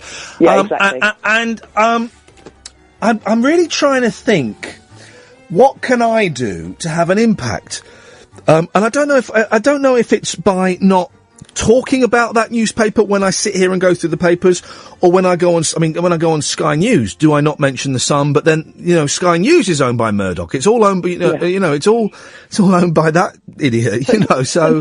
But the Independent, that's kind of, it's a paper that you kind of think, well, hang on a minute, that they should know better. I think it's kind of the journalism there, kind of sensationalising things. A death on Everest doesn't need sensationalising by linking the cause into it.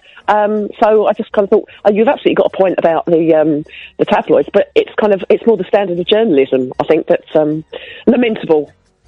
Julie, thank you very much. 0844 499 1000. Yes, Kyle. Evening, you okay? I'm all right, Kyle. I'm starting to I'm getting a little bit tired. I'm sort of just easing down a little bit. But yeah, I'm fine, man. What you got? I was going to say, before... Oh, that's an old thing. I recognise that.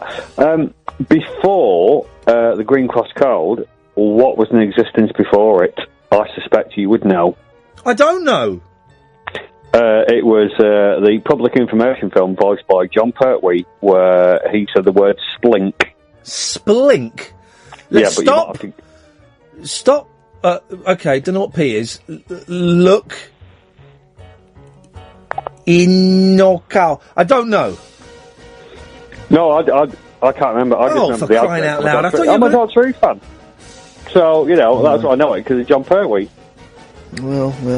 Should I tell you the thing that I waste most of my time doing? Go on. This takes up more of my time than anything else, right? You know when... no, Talk Radio's not owned by Sky, for crying out loud, goodness sakes. You know when you go to a pay and display car park, right? And you pull up, and then someone comes up to your car and says, "Oh, I've got a ticket. I've got a ticket if you want it. It's got 50 minutes left on it." And you go, you just go, "Oh, that's brilliant, thanks," right? And then I think, well, I'm going to be here for 2 hours. I don't want... 50 minutes is useless to me. So what I do is I then stick it in the window, pretend that everything's hunky-dory, get out of the car, lock the car, wait until they drive off, and then I go to the pay and display machine and get a ticket for 2 hours, and I throw their one away. And I worked it out today, I must have wasted approximately 3.5 years of my life waiting for the person that gave me the pay and display ticket to drive off, so that I can then go and buy another pay and display ticket that I'm actually going to use.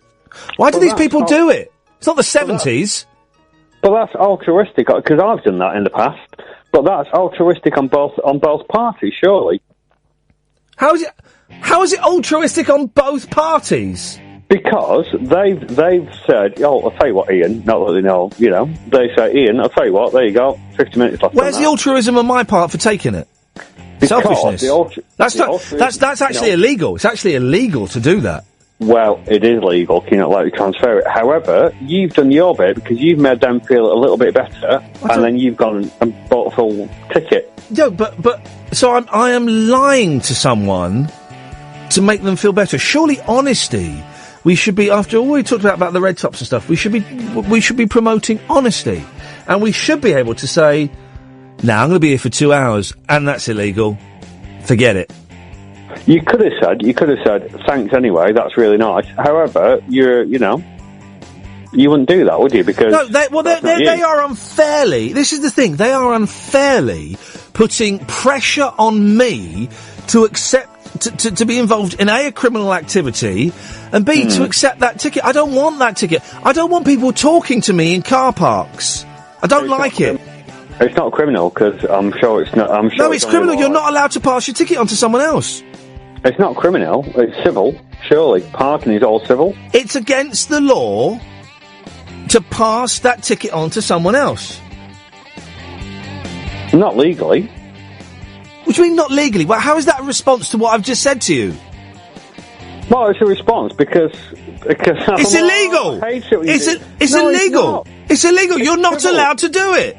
It's civil because most car parks are owned not publicly. They're owned privately. I'm talking about the council car park.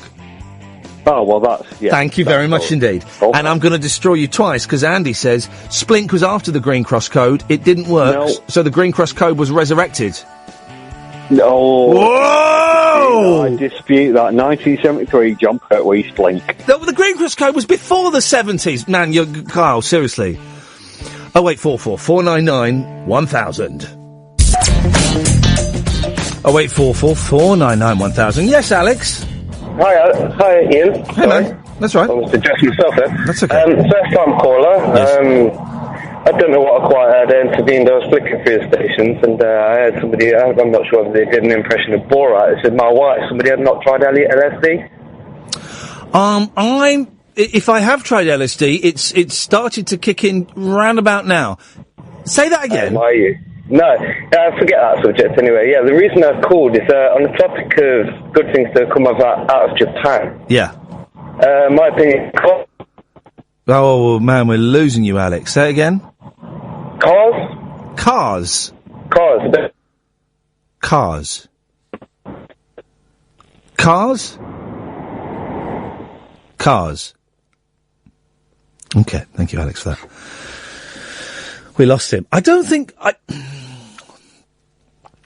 cars are a Japanese invention. I've got a feeling that they are. 0844 499 1000. Thank you. As Nick Abbott would say, call us with material. I don't think cars are a Japanese invention. But thanks very much for trying that. I appreciate it. 0844 499 1000. Here's the telephone number if you want to give us a call. Now, I have what Splink is, right? It did come after the Green Cross Code. Splink is nuts, right? In 1976, actor John Pertwee, the Third Doctor, appeared in an advert for the Green Cross Code introducing the mnemonic Splink. What other words begin MN? That's a good way to start, because PN, we get that a lot. Pneumatic. And others. Pneumatoid arthritis.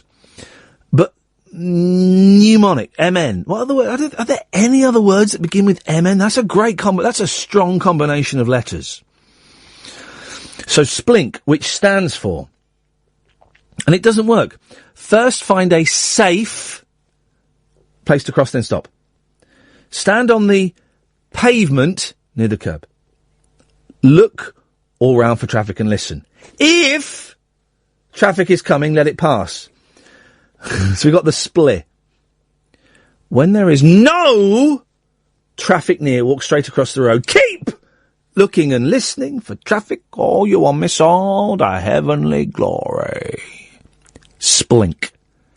That's got to be the most rubbish mnemonic ever, hasn't it? It doesn't work on any. No wonder so many kids were getting killed in the 70s on the roads because of that.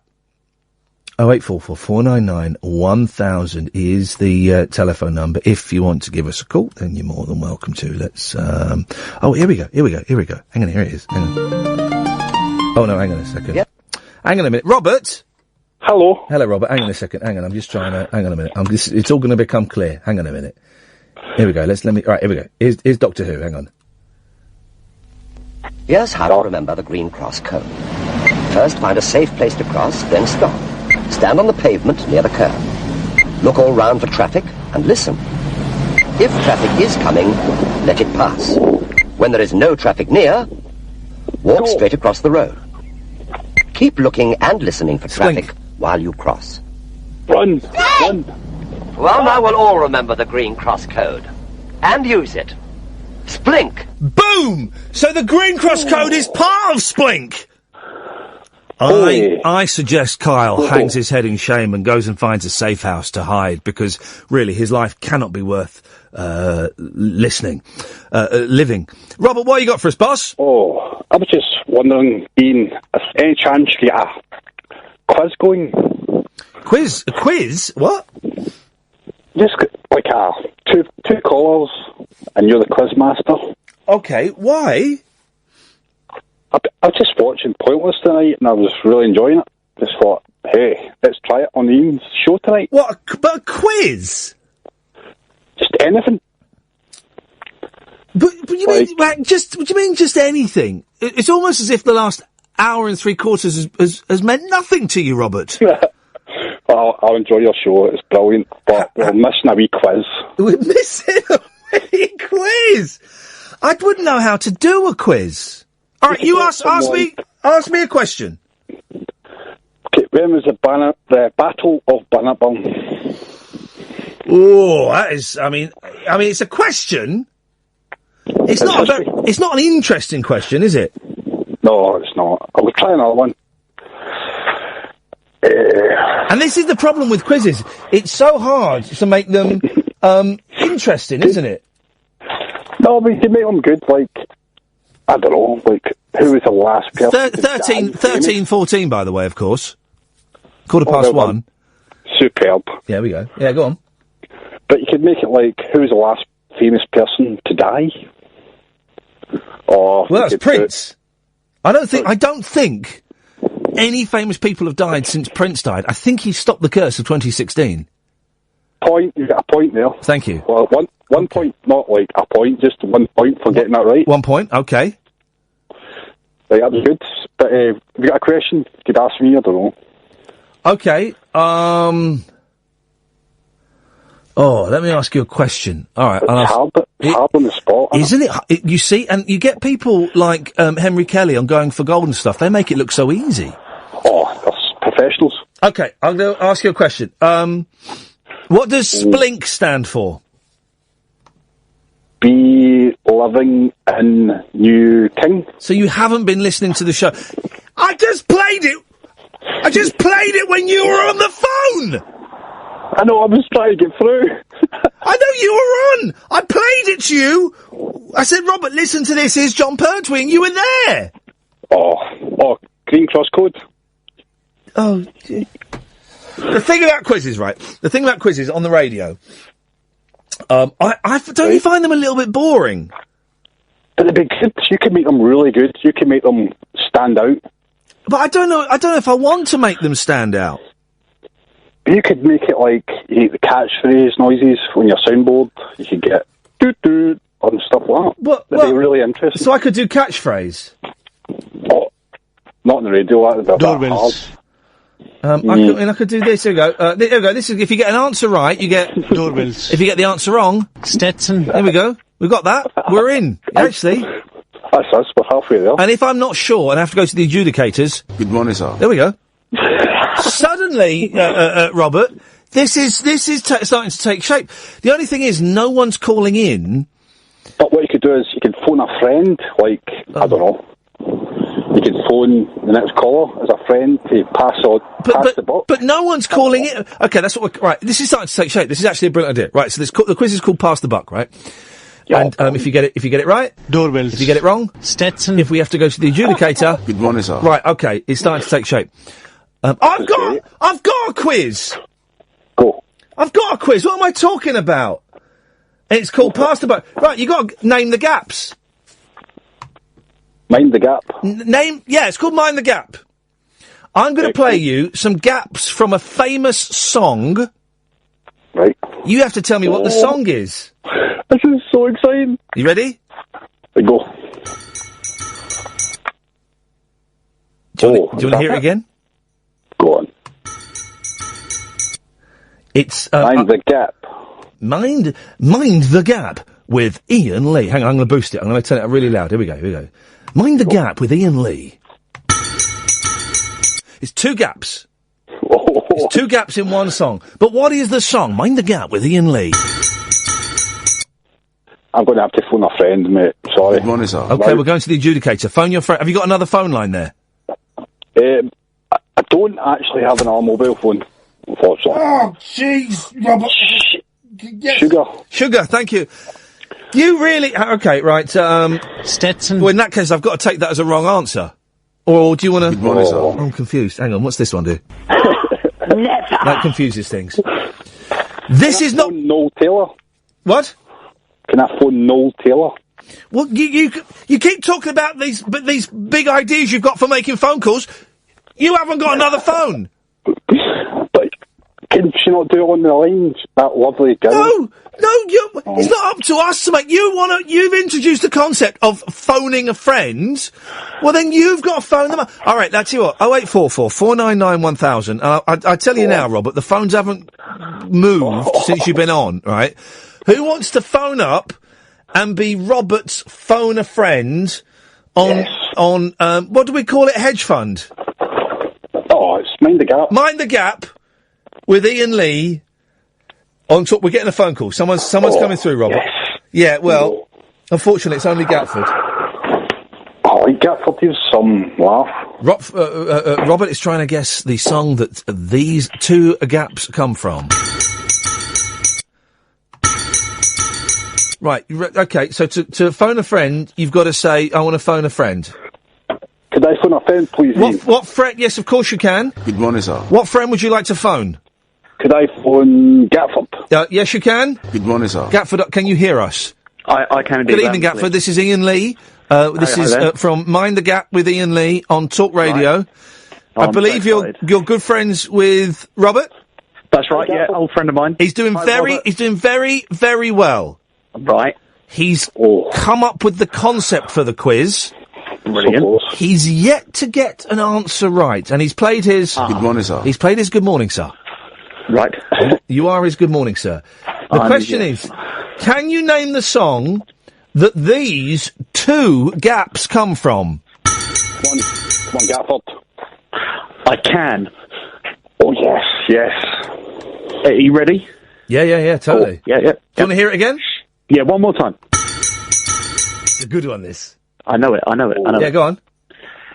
The band is Tears for Fears, the song is Shout.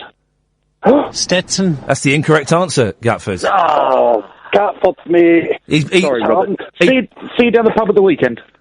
Okay, catch you soon, man. Yeah. Okay, well, so Gatford... No, hang on a second. What? Oh, sorry, what? Oh, so confused. Have I now got to phone a friend? Yeah, so we've got to cut Robert off now. Okay. Bye, Robert. There we go. Don't forget that tenner you owe me. Okay. Don't... So now you... Oh, jeez, this is painful. I don't have any friends, you know that. Well, no, but and the only person that would call in to something like this now is you. So now... Oh, okay. All right, who... 0844... Yeah. 499 1000. We call you back. Have you got another phone that you could phone an actual friend on? Well, I could add a friend to this call. Do it. I'm a bit worried there being 5 to midnight. Don't about worry. Who's listening? Don't worry. Do it, buddy. Get them on. Well, all right. Okay, let me have a Because look. no one's calling in to help you out, mate. You're on speakerphone just so that I can do this, so that I can add a call. All right, show off. Who would be up at this time of night? Christopher from West Wickham. Rob Burnett. Give Rob a call. Okay. So he's hang on. So we're good morning, sir. Playing his good morning. Please hold. Please hold. Oh, it's Sarky. Please hold. Hello. What? He's put us on hold. What the hell is going on here? This is not when I came in this evening and said I want to do a quiz called Mind the Gaps. This is not how I envisioned it turning out. We got Robert, who didn't have a clue what was going on, and Gatford putting us on. Hello. Yeah, I've got Rob Burnett, my friend, on the phone. Rob, are you on the line? Hello. Rob, this is Iain Lee. It's Mind the Gaps with Iain Lee. Believe you're good friends with a gentleman called Gatford. We have exchanged money in car parks. I told you not to mention that, Rob. That was private. He's doing really well, Rob. Yes. He was Robert's phone a friend. He was Robert's. Good morning, sir. Good morning, sir. But he got the answer wrong, which means it's now his turn to answer the question. You're his. Good morning, sir. So it's your turn to try and answer the question. The question is, what song do these gaps come from? There are 2 gaps, 1 song, but what is the song? Really hope you can get this, Rob. There's quite a bit of personal pride running on this. Is it? No, it's not, but is it? It ain't what you do, it's the way that you do it, but I'd rather. Stetson. That's the incorrect answer.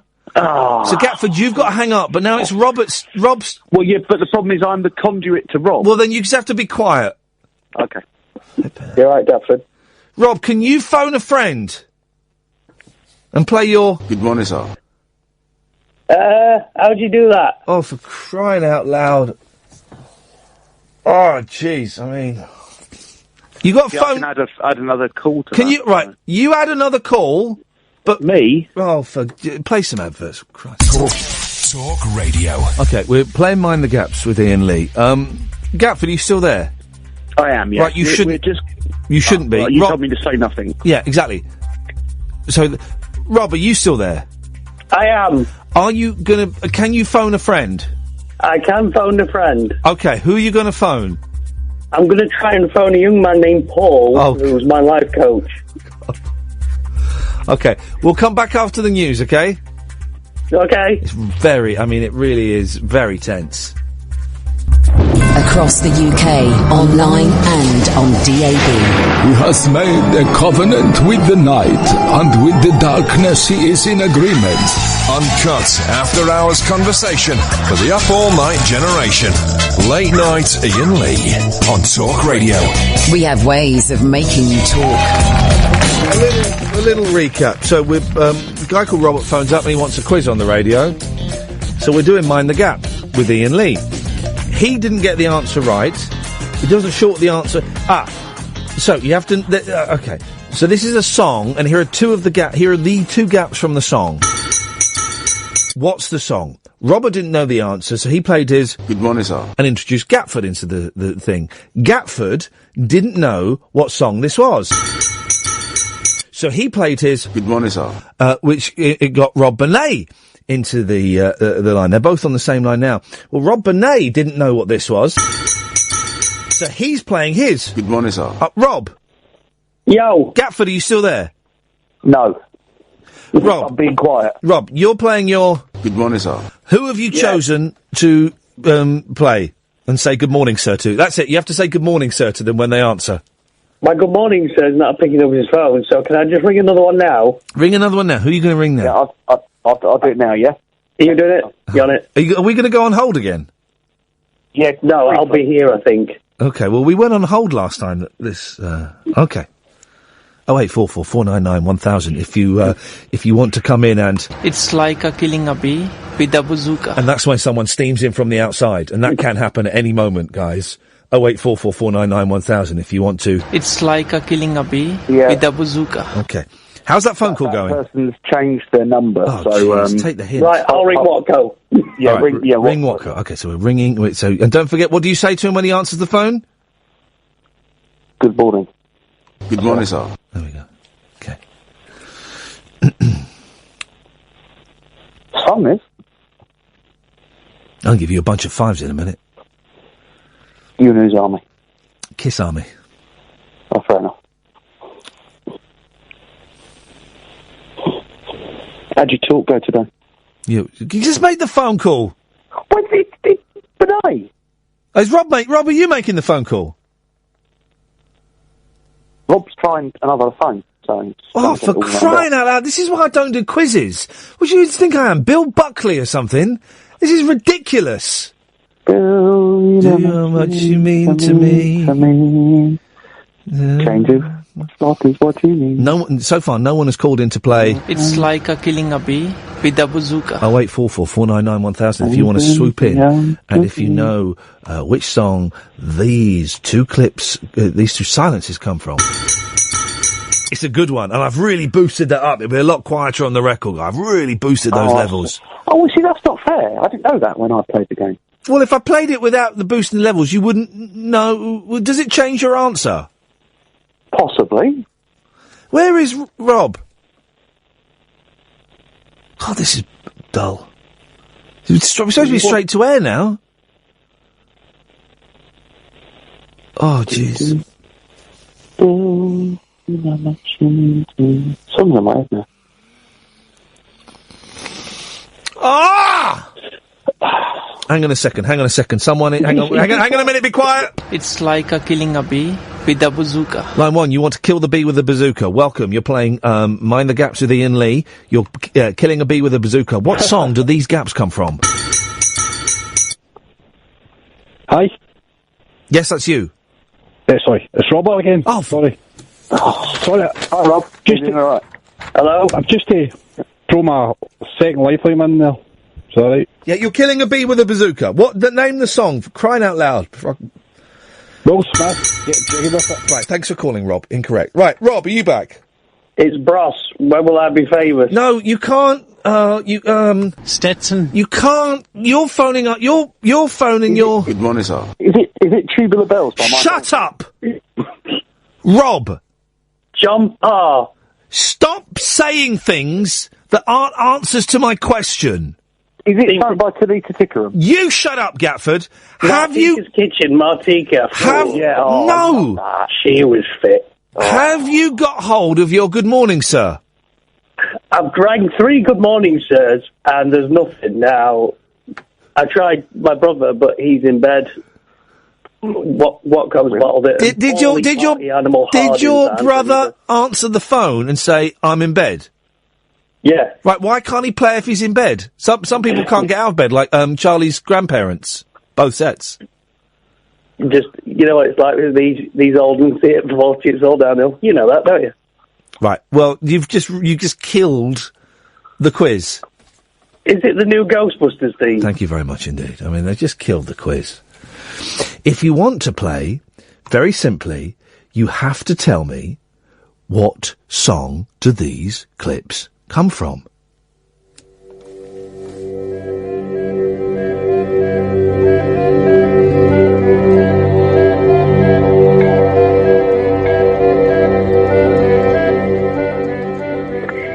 I thought you'd want to know that I have solved your problem over the bad holding out and delaying for 4 seconds.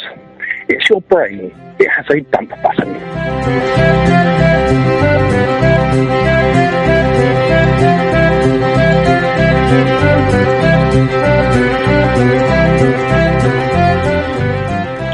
Ian, got an idea for you. Call that new quiz that you did last night, call it The Sound of Silence. The Sound of Silence. By the way, Danny Baker did a quiz where he played the applause from live albums and asked people to identify the album. But it's typical of him, isn't it, to get there first. But anyway, they're different, and they're both dead good ideas, like. Okay, bye.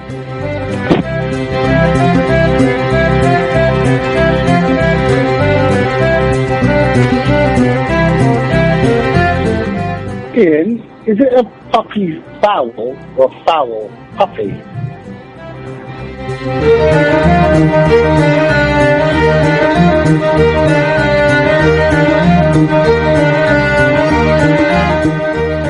Hi, it's Olin Caddick here from Birmingham.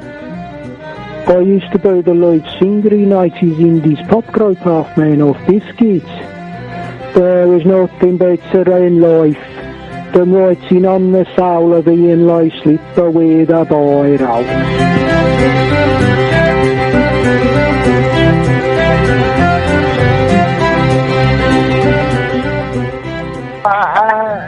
Maybe tomorrow I want to settle down.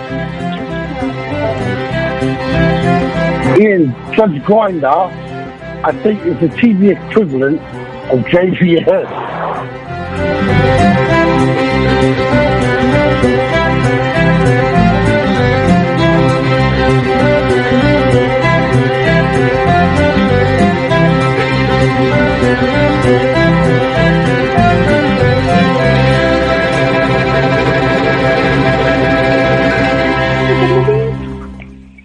Maybe tomorrow I'm gonna settle down.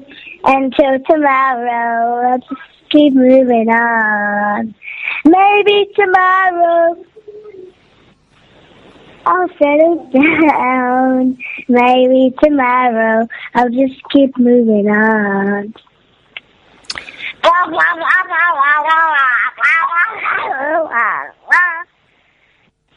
Can you name the song that those gaps came from? Let's go to line one. Line one, you're live on the radio playing Mind the Gaps. Hi, can I have a 50-50, please? Oh, is it you again?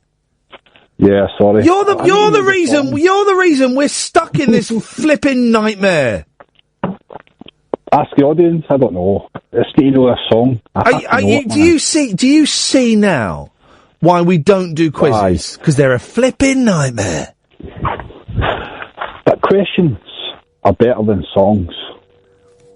What the heck? Are you insane? If questions are better than songs, then we'd all have our Walkman loaded up with questions and not songs. But what would your song be? I'd like to try the quiz, please. Is it 50 Cent? Is it 50 Cent in the club? That's incorrect. Next caller, please. How do you know that's incorrect? You haven't heard it. You've got to lie it out again, and then it'd be right. It's not got the 50 Cent ring. But you wanted a 50-50, so 50 Cent. That's a good point, actually. Can we take that forward, caller? Throw it in the club. Pimping up. Am I right? It's your birthday. It's your birthday. That one? No. My birthday's August 5th. Mine's November 19th. Are you, yeah. Scorpio. Scorpio. Am I right? In the club? I don't know. I'm Scorpio. What be yourself? What? Are you Cancer? No, I'm free, thanks. Bye. It is. Let's go, please.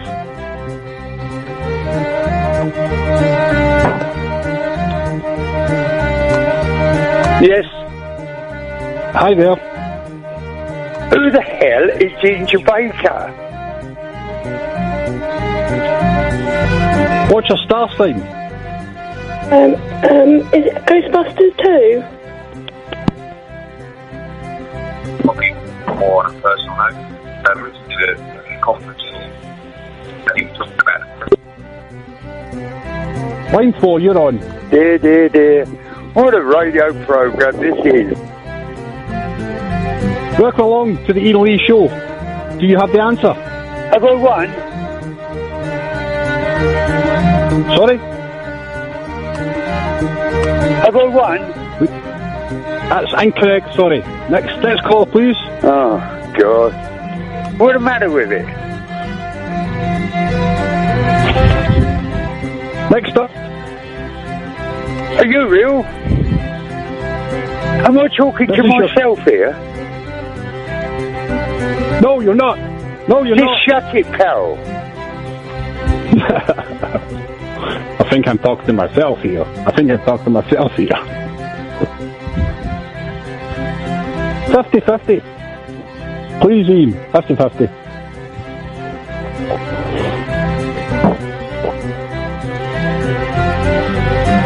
Hello? Hi there. You're through. Hello. It was in 1987 I looked up, I listened to the song you were listening to, and I realised the answer was Phil Collins and 2 eggs.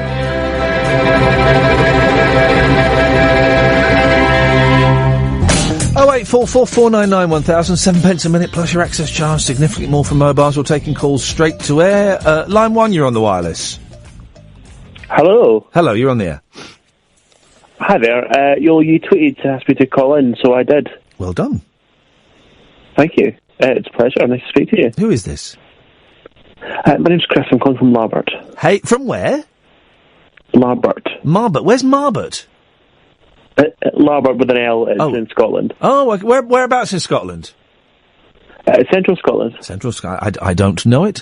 I've got family in Scotland, and my grandfather came from Scotland.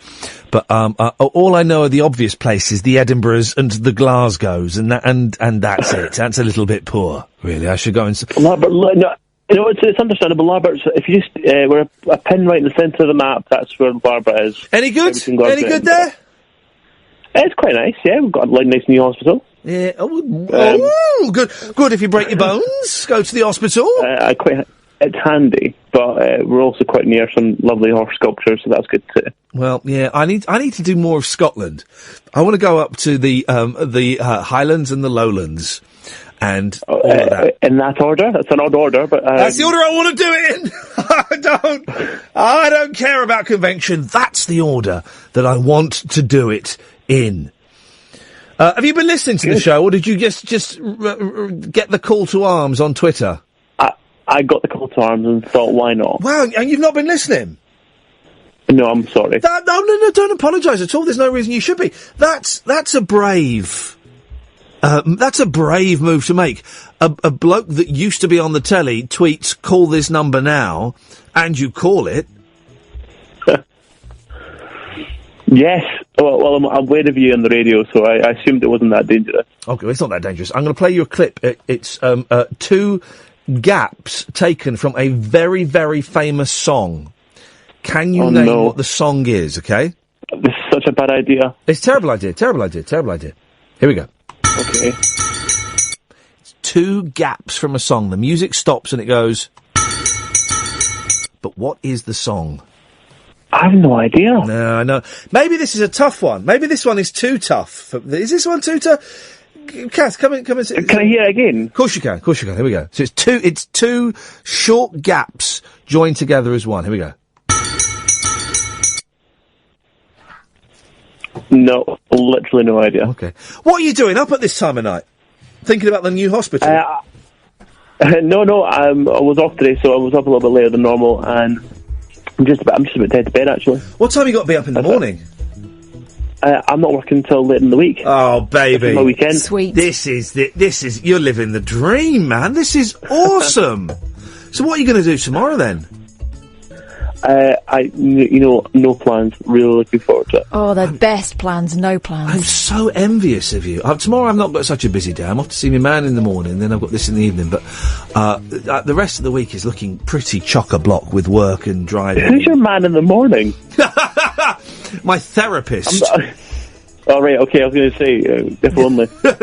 No, yes, go off and go in a paddling pool. No, it's, no, I'm going to see my therapist tomorrow morning, and then I've got the day kind of free, and I've got a little bit of writing. I'm trying to write a book, right? And every now and then I keep trying to write a book, and this time I've already written a chapter, 6,000 words. Is that enough words for a chapter? Okay, yeah, but you've had that chapter written since last summer. That's quite a lot of words for a chapter. Say that again. Is that 6,000 words a day? No, get real, fella. That's 6,000 words in the in one of the chapters I've written. Right. Is that enough words for a chapter? It depends if the narrative flows well enough for you. It's up to you. You're writing the book. Oh, you're going to have to put pictures in. Oh, really? And finger spaces. Really? Is that not enough words for a chapter? No, I think it's a decent chapter. I've read the chapter. It's a decent chapter. But decent is not solid. I wouldn't judge it in terms of word count, for heaven's sake. Well, you can't. Of course you do. We all saw John Holmes's book, and yes, it looks like a cracking read. There is a lot of spacing in there. I want to do a proper book that's got. How many words does a book have? A good one. Well, define a good book.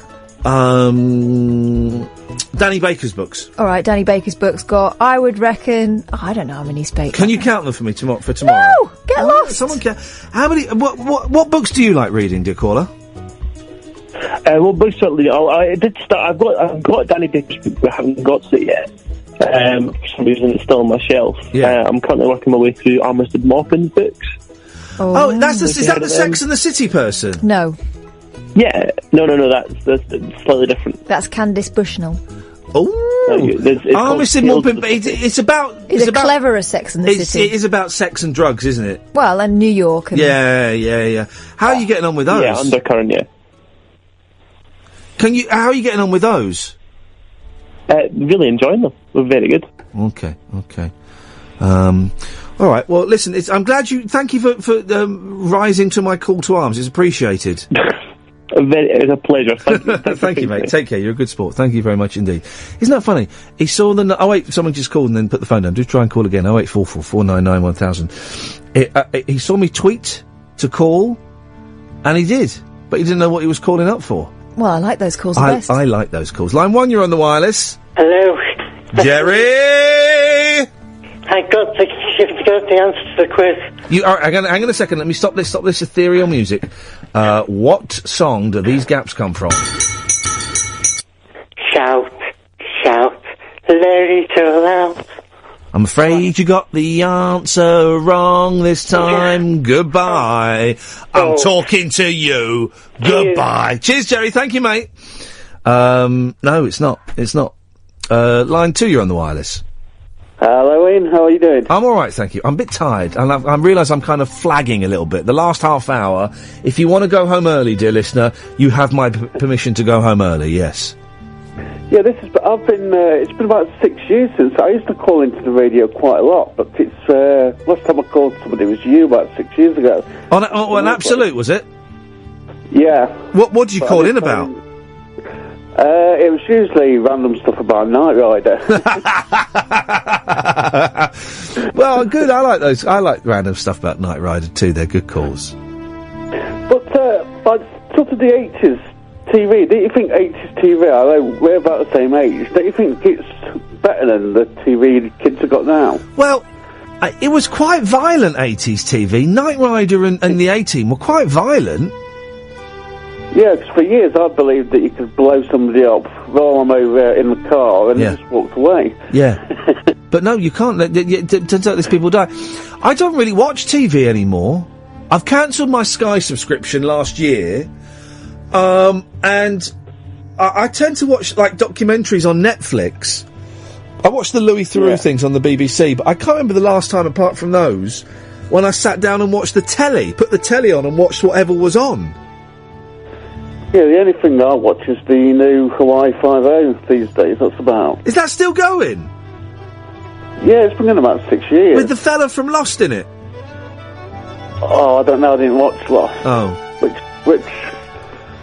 Jin! He was Korean in Lost. I'm guessing he's Hawaiian in Hawaii 5-0.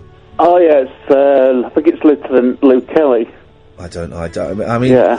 the thing about American TV shows is they will nearly always, apart from Breaking Bad, they will always let you down in the end. Yeah. It happens. They run out of steam and run out of ideas, and the endings are rubbish. Yeah, I mean, and also in the 80s, I mean, you're about the same age as me, I'm 41. Well, I'm 43 in a couple of weeks. Flipping heck. Oh, blimey. How did that happen? I know, it's like since 5 minutes, she was like 10. I was 24. I was 24 once. I was 24. Jeez. Oh. But, yeah, like in the 80s, don't you think you spent most of the times trying to scare you? If it weren't like nuclear fallout films... Yeah. It was, your dad's going to crash the car because he's mixed his tyres. Yeah. I'm surprised that anybody survived the 70s and the 80s. Because they were particularly dangerous times. Yeah. I think the only thing kids have to worry about now is if the internet connection drops. And paedophiles. Oh, yeah. Well, we should worry about them. But yeah, paedophiles and the internet and the Wi-Fi, not having the Wi-Fi login. That's it, really. That's not bad as life goes, is it? No. All right, listen, thank you for that. I've got to move on. 0844 499 1000. We're taking calls straight to air. This is Iain Lee. This is Talk Radio. 0844 499 1000 is the telephone number. We'll take your call straight to air. Line 1's on the wireless. Yes, line 1. Yeah, and it's Rashid. How are you? Rashid, I'm tired, but I'm all right, thank you, Rashid. What you got for us, man? I think I've got the quiz. Oh, beautiful. Let me stop this ethereal music then. We want to know, what song do these silences come from? I hope it is Madness. I've been driving in my car. Mate. It's the wrong answer.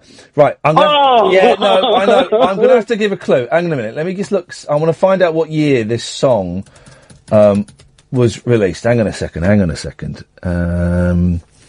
Beautiful. Beautiful. I've been saying, you've been implementing me. I've been at home and I've been saying beautiful. And my wife goes, you're very irritating. You are quite irritating. No, but I got it off you. Beautiful. Right, okay, so the song I'm playing, right... It's a cover version. Yeah. It was originally released in 1966. The version I'm playing comes from 1979, and it was nominated for a Grammy.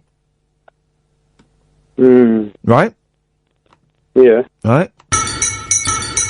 Originally 1966, that version's 1979, it was nominated for a Grammy. It's a tough one, man. It's a tough one. I like this quiz, right? But now I'm worried. Now I'm worried that it's too tough. You can put us out of misery. Are you going to save it till tomorrow? We'll see what happens, Rashid. I might save it. I'll tell you at the end of the show. If no one gets it. 0844. Really itchy nose. So sorry, it looks like I'm picking my nose. In many ways I am. If you're watching on Periscope. Line 1, you're on the wireless. Hello, you're on the air. Hello, Ian, it's Wes from Kent, mate. Hello, mate. I wanted to have a guess at the song. It's probably wrong, but it's a bit of a callback to your old shows. Yes. Yeah? Is it Donovan's First There Is a Mountain, Then There Is No Mountain, First there is a mountain, then there is no mountain, then there is... I'm afraid that is the incorrect answer.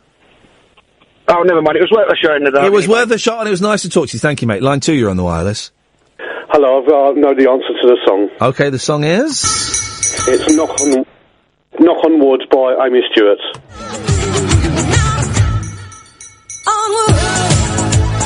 There's your first gap. Here comes gap number 2.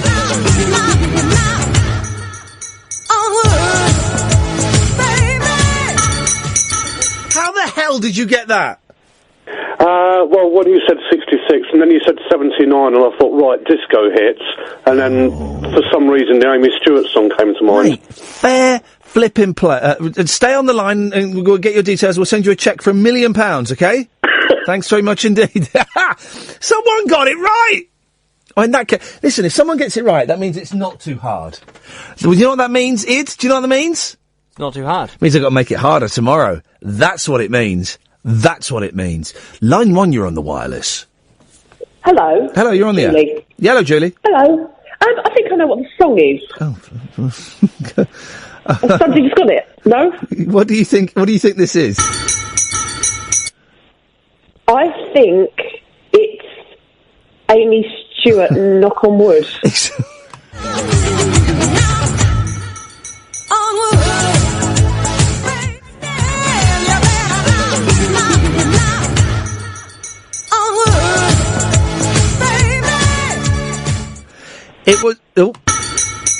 It was, yes, it's right, Julie. How did you get that? But you know what? I was thinking, I knew it, I had it on the tip of my tongue, but not on my tongue. I had it in the tip of my brain, and it's only because you said it that it was a cover version. Yeah. But that's the only reason, really. I did a disco routine to it when I was about 8. I need to make this quiz harder, don't I? This quiz is too easy.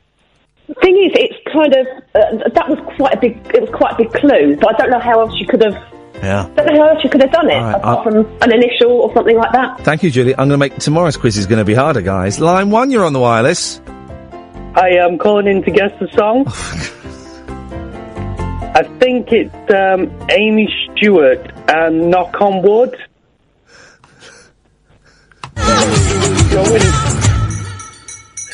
Yay! Can I do some shout-outs then? I want to say hello to my Uncle Keith, my Uncle John. I want to say hello to everyone who knows me. Anyone else who's listening.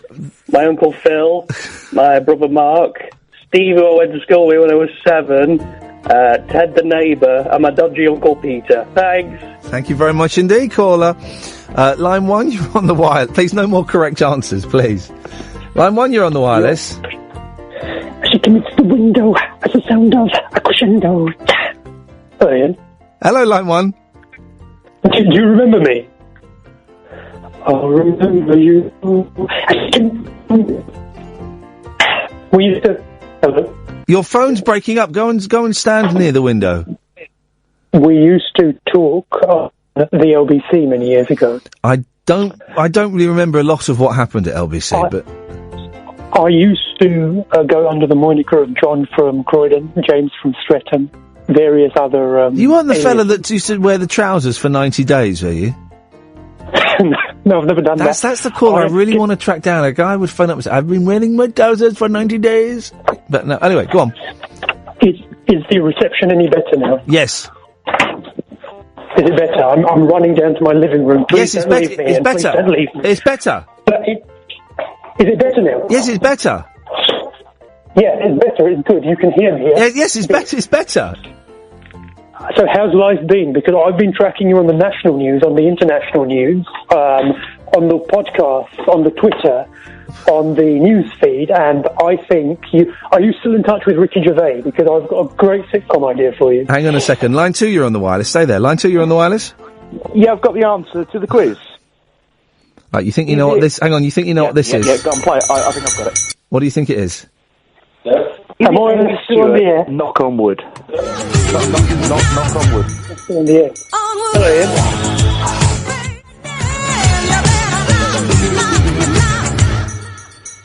Hello.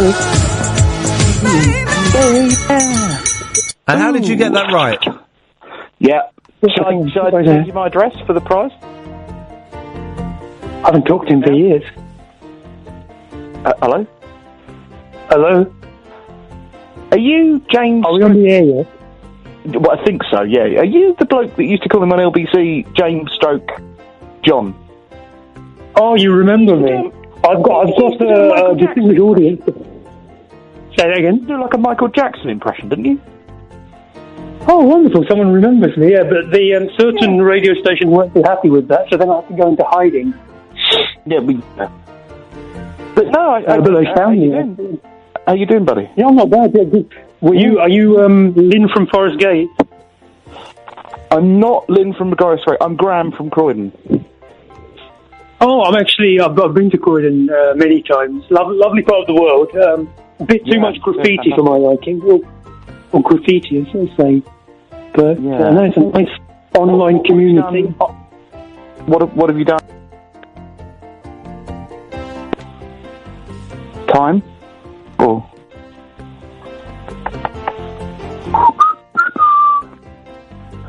That was a great mountain, well done. Then there was no mountain. Robert, my old friend, about that tenner that you owe me. How you doing, son? When am I going to get that? I've been down the pub waiting for you, man. You've not came. Well, you know where I live. Bring it round. Okay, thanks. See you soon. You know bye. Well, as there was a mountain, and there was no mountain. What if, what are you talking about? A mountain? Hello? A mountain?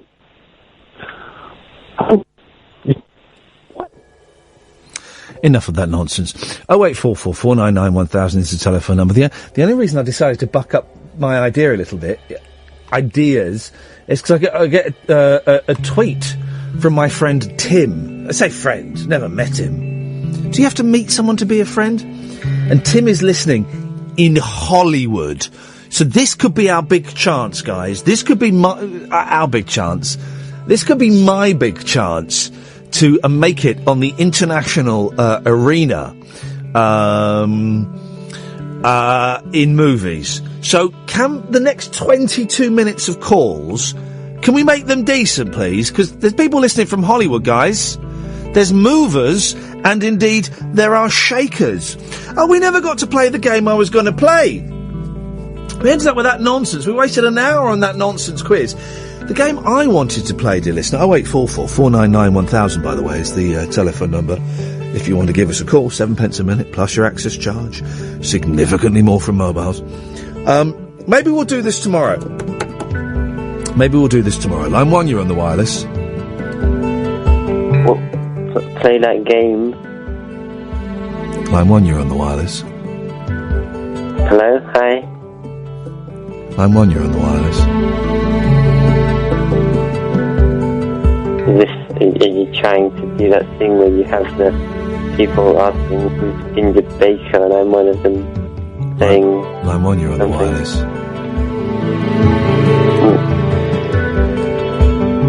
Is this your move to Hollywood? Hollywood? Line 1, you're on the wireless. I think it's, Amanda Wood. Line 1, you're on wireless. No. Line 2, you're on the wireless. Knocking on the door.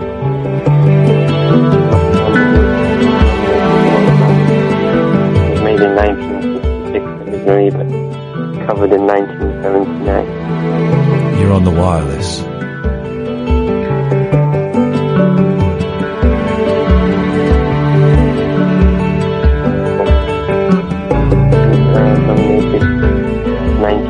Grammys, 1979, there was a 1980 Grammy.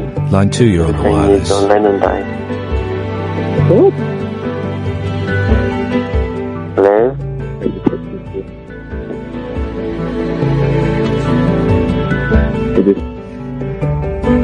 Line 2, you're on the wireless. What? You're on the wireless. Your favourite time travel movie? Back to the Future. What number? 1. Good job. See you later. Sorry? Huh? Line 2, you're on the wireless. Hello?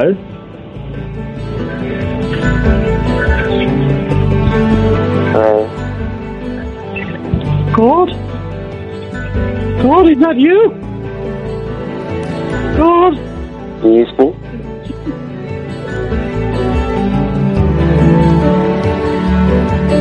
God, is that you? God? Yes, I'm God. God, is that you, God? God God is on line 1. God, you're on the wireless. God, you're on the wireless. I hear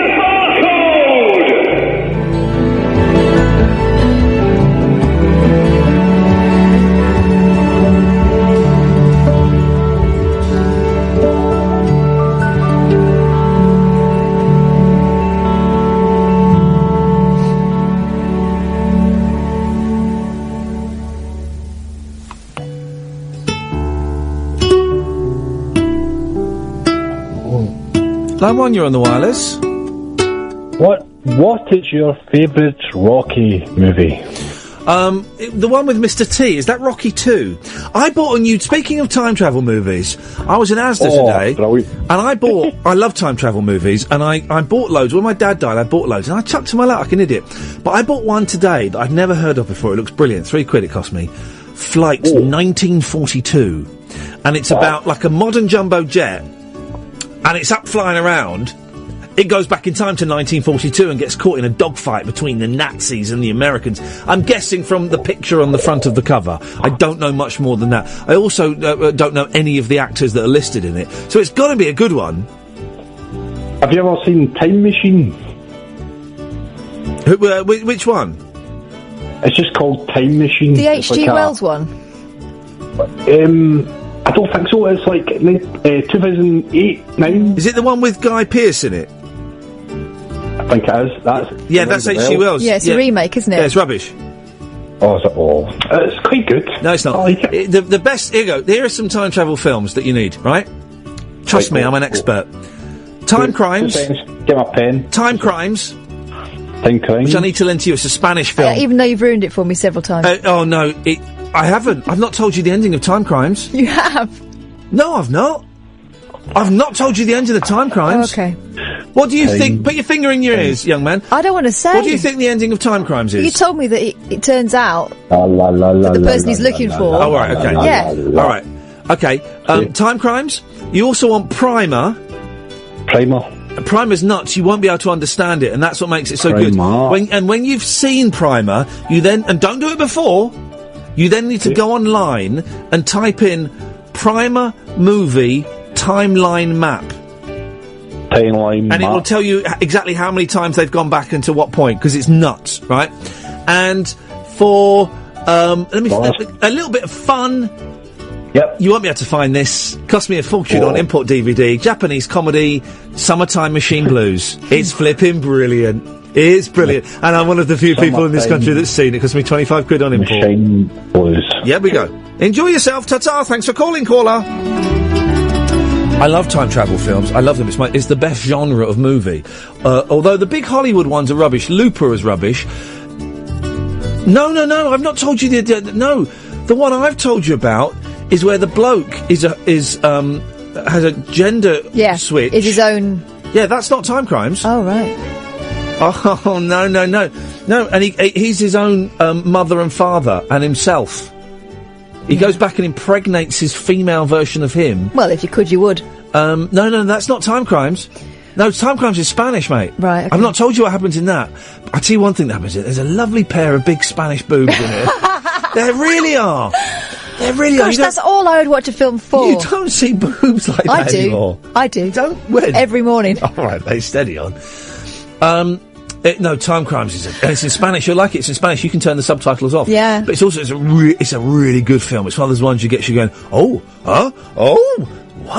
¿Qué? Oh no! Oh, yo la tengo. By the way, if you want to read my for Ram Album Club, we had Martin on a few weeks ago. RamAlbumClub.com or .co.uk, one of them, where they get in inverted commas celebrity to review a so-called, in inverted commas, classic album. They were obviously ran out of celebrities and classic albums, because they got me to do it, and they got me to review Yo La Tengo. I was flipping awful. You were really worried, weren't you, that you were going to get absolutely hammered for slating something that people held so dear? Me and Martin, we tossed around the idea of giving me another album with less than a week to go. He said, look, do you want another album? I said, what have you got? And nearly all of the albums he got, I'd heard. And then I was yay close, and I'd written the piece by then, to ditching it and going for the Lemonheads. Going for a Lemonheads album. Can I say my favourite line in it? Is it? It's about the Emperor.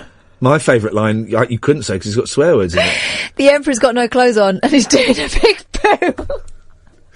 It's that thing though when you're at college. Oh, listen to all the trendy bands, and then you sit there going, it's like, you know, people passing around joints, and you be going, yeah, you know, this is really, really good. And actually, it's tuneless drivel. Do you know which the ones I didn't get? Yeah. And I pretended. I just didn't say anything about them. Nirvana. Didn't get it. I watched the documentary on Kurt Cobain this weekend, Montage of Heck. Boy, oh boy, he was a confused young man, wasn't he? He was a confused man. Lots of heroin going on there. Lots of heroin with Courtney Love when she was pregnant. But yeah, a really sad story. But no, I didn't get them. No, I didn't get it. Lemonheads, wasn't bothered about. Their version of Missy Robinson was quite all good. right. It was a bit fun. But no, I didn't get them. But then I listened to a bit of the album when I was thinking of Jackin' in Yola Tango. And 08444991000. And in by the way. comparison, it was a classic. It was quite good up. I had a brilliant on Rise, the ill-fated Channel 4 breakfast show I hosted that replaced the Big Breakfast. We once had the beautiful and talented Beth Orton on, and I had a crush on her because she was quite bookish. I like bookish ladies. She was on, as was the bloke from the Lemonheads, whose name escapes me. Ivan Dando. Ivan Dando, right? And afterwards, I fancied him, but I didn't like his music. Well, afterwards, it was very exciting. They were in the reception, and he was planning a drugs party. Oh, he was planning a drugs party. Well, I can get some mushrooms and I was thinking, oh dear, bro, right, didn't invite me to his Rockstar Drugs party, but Beth Orton was so dreamy. Oh. My husband's kind of obsessed with her, but again, I don't get it. I don't really like the music. It's like the same with Amy Mann. Yes, line one. You forgot about one great time-travelling film like... What's that, Geordie Steve? Titanic. Like, Leo, he goes back to 1912, but he can't stop the boat from sinking. But he does see Kate Winslet with top off, so, you know, not all that. She was fit. Not now. I don't think he goes back in... I don't think he's... I don't think he goes back in time to 1912. I think it's set in 1912. No, he goes back in time because he's at the cinema this year. No, that's the actor, Leonardo DiCaprio. No, that's Jack. You're confused, he's called Jack. No, but the film is set in 1912, there's no time travel in it.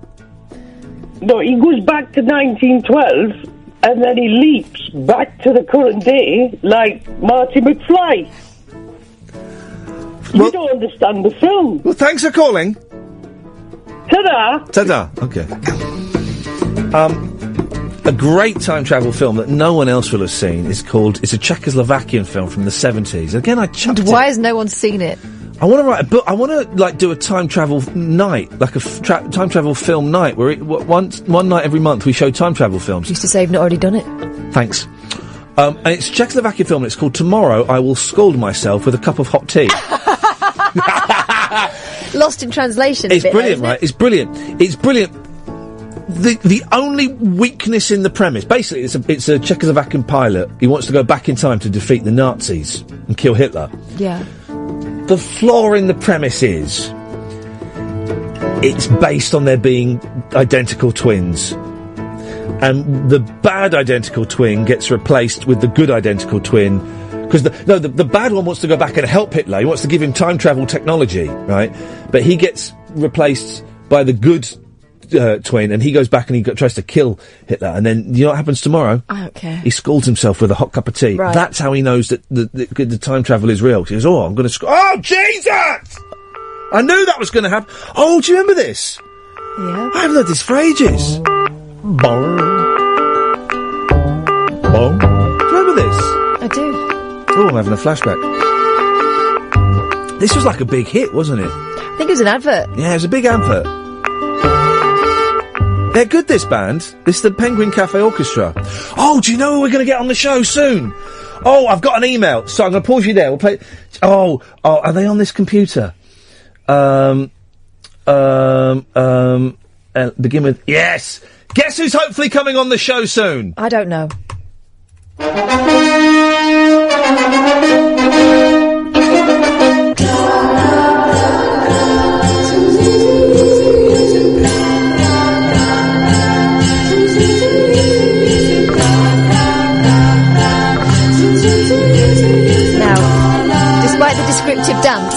I still don't Here we know. go.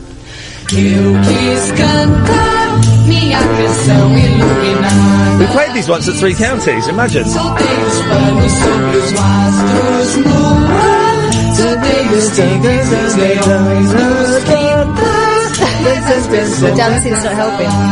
They're Brazilian, I think. Espadas em nascer e morrer.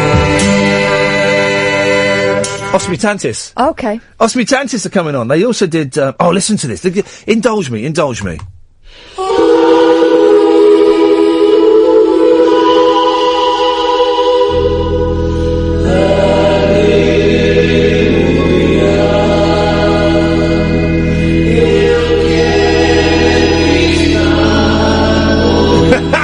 They're coming on the show. That'd be good. Listen. This is a Mamas and Papas song. Yes.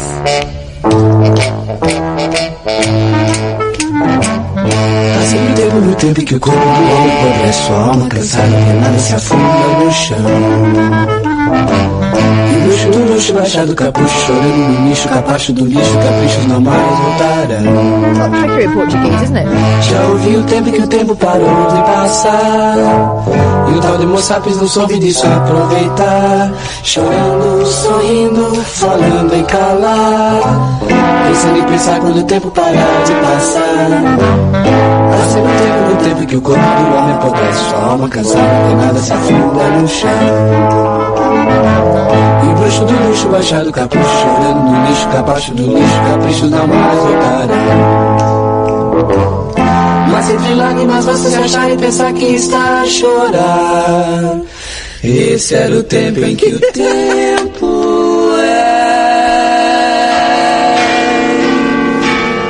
Yep, those guys are coming on. Listen, you can't say that I haven't got my finger on the pulse of popular culture, huh? This will get the young audience. The boss said we've got to get more young people listening. Boom, Osmutantis are coming on. Yo la tengo, my birthday, yo la tengo. Rub my ribs, yo la tengo. I got the ribs, yo la tengo. Yo la tengo. I rub my ribs, cause it's my birthday. I always rub the ribs of my birthday. My ribs, my birthday, yo la tengo. My birthday, yo la tengo. I rub my ribs, yo la tengo. I got the ribs, yo la tengo. Yo la tengo. I rub my ribs, cause it's my birthday. I always rub the ribs of my birthday. My ribs, my birthday, yo la tengo. My birthday, yo la tengo. I rub my ribs, yo la tengo. I got the ribs, yo la tengo. Yo la tengo. I rub my ribs, cause it's my birthday. I always rub the ribs of my birthday. My ribs, my birthday, yo la tengo. My birthday, yo la tengo. I rub my ribs, yo la tengo. I got the ribs, yo la tengo. Yo la tengo. I rub my ribs, cause it's my birthday. I always rub the ribs of my birthday. My ribs, my birthday, yo la tengo. My birthday, yo la tengo. I rub my ribs, yo la tengo. I got the ribs, yo la tengo. Yo la tengo. I rub my...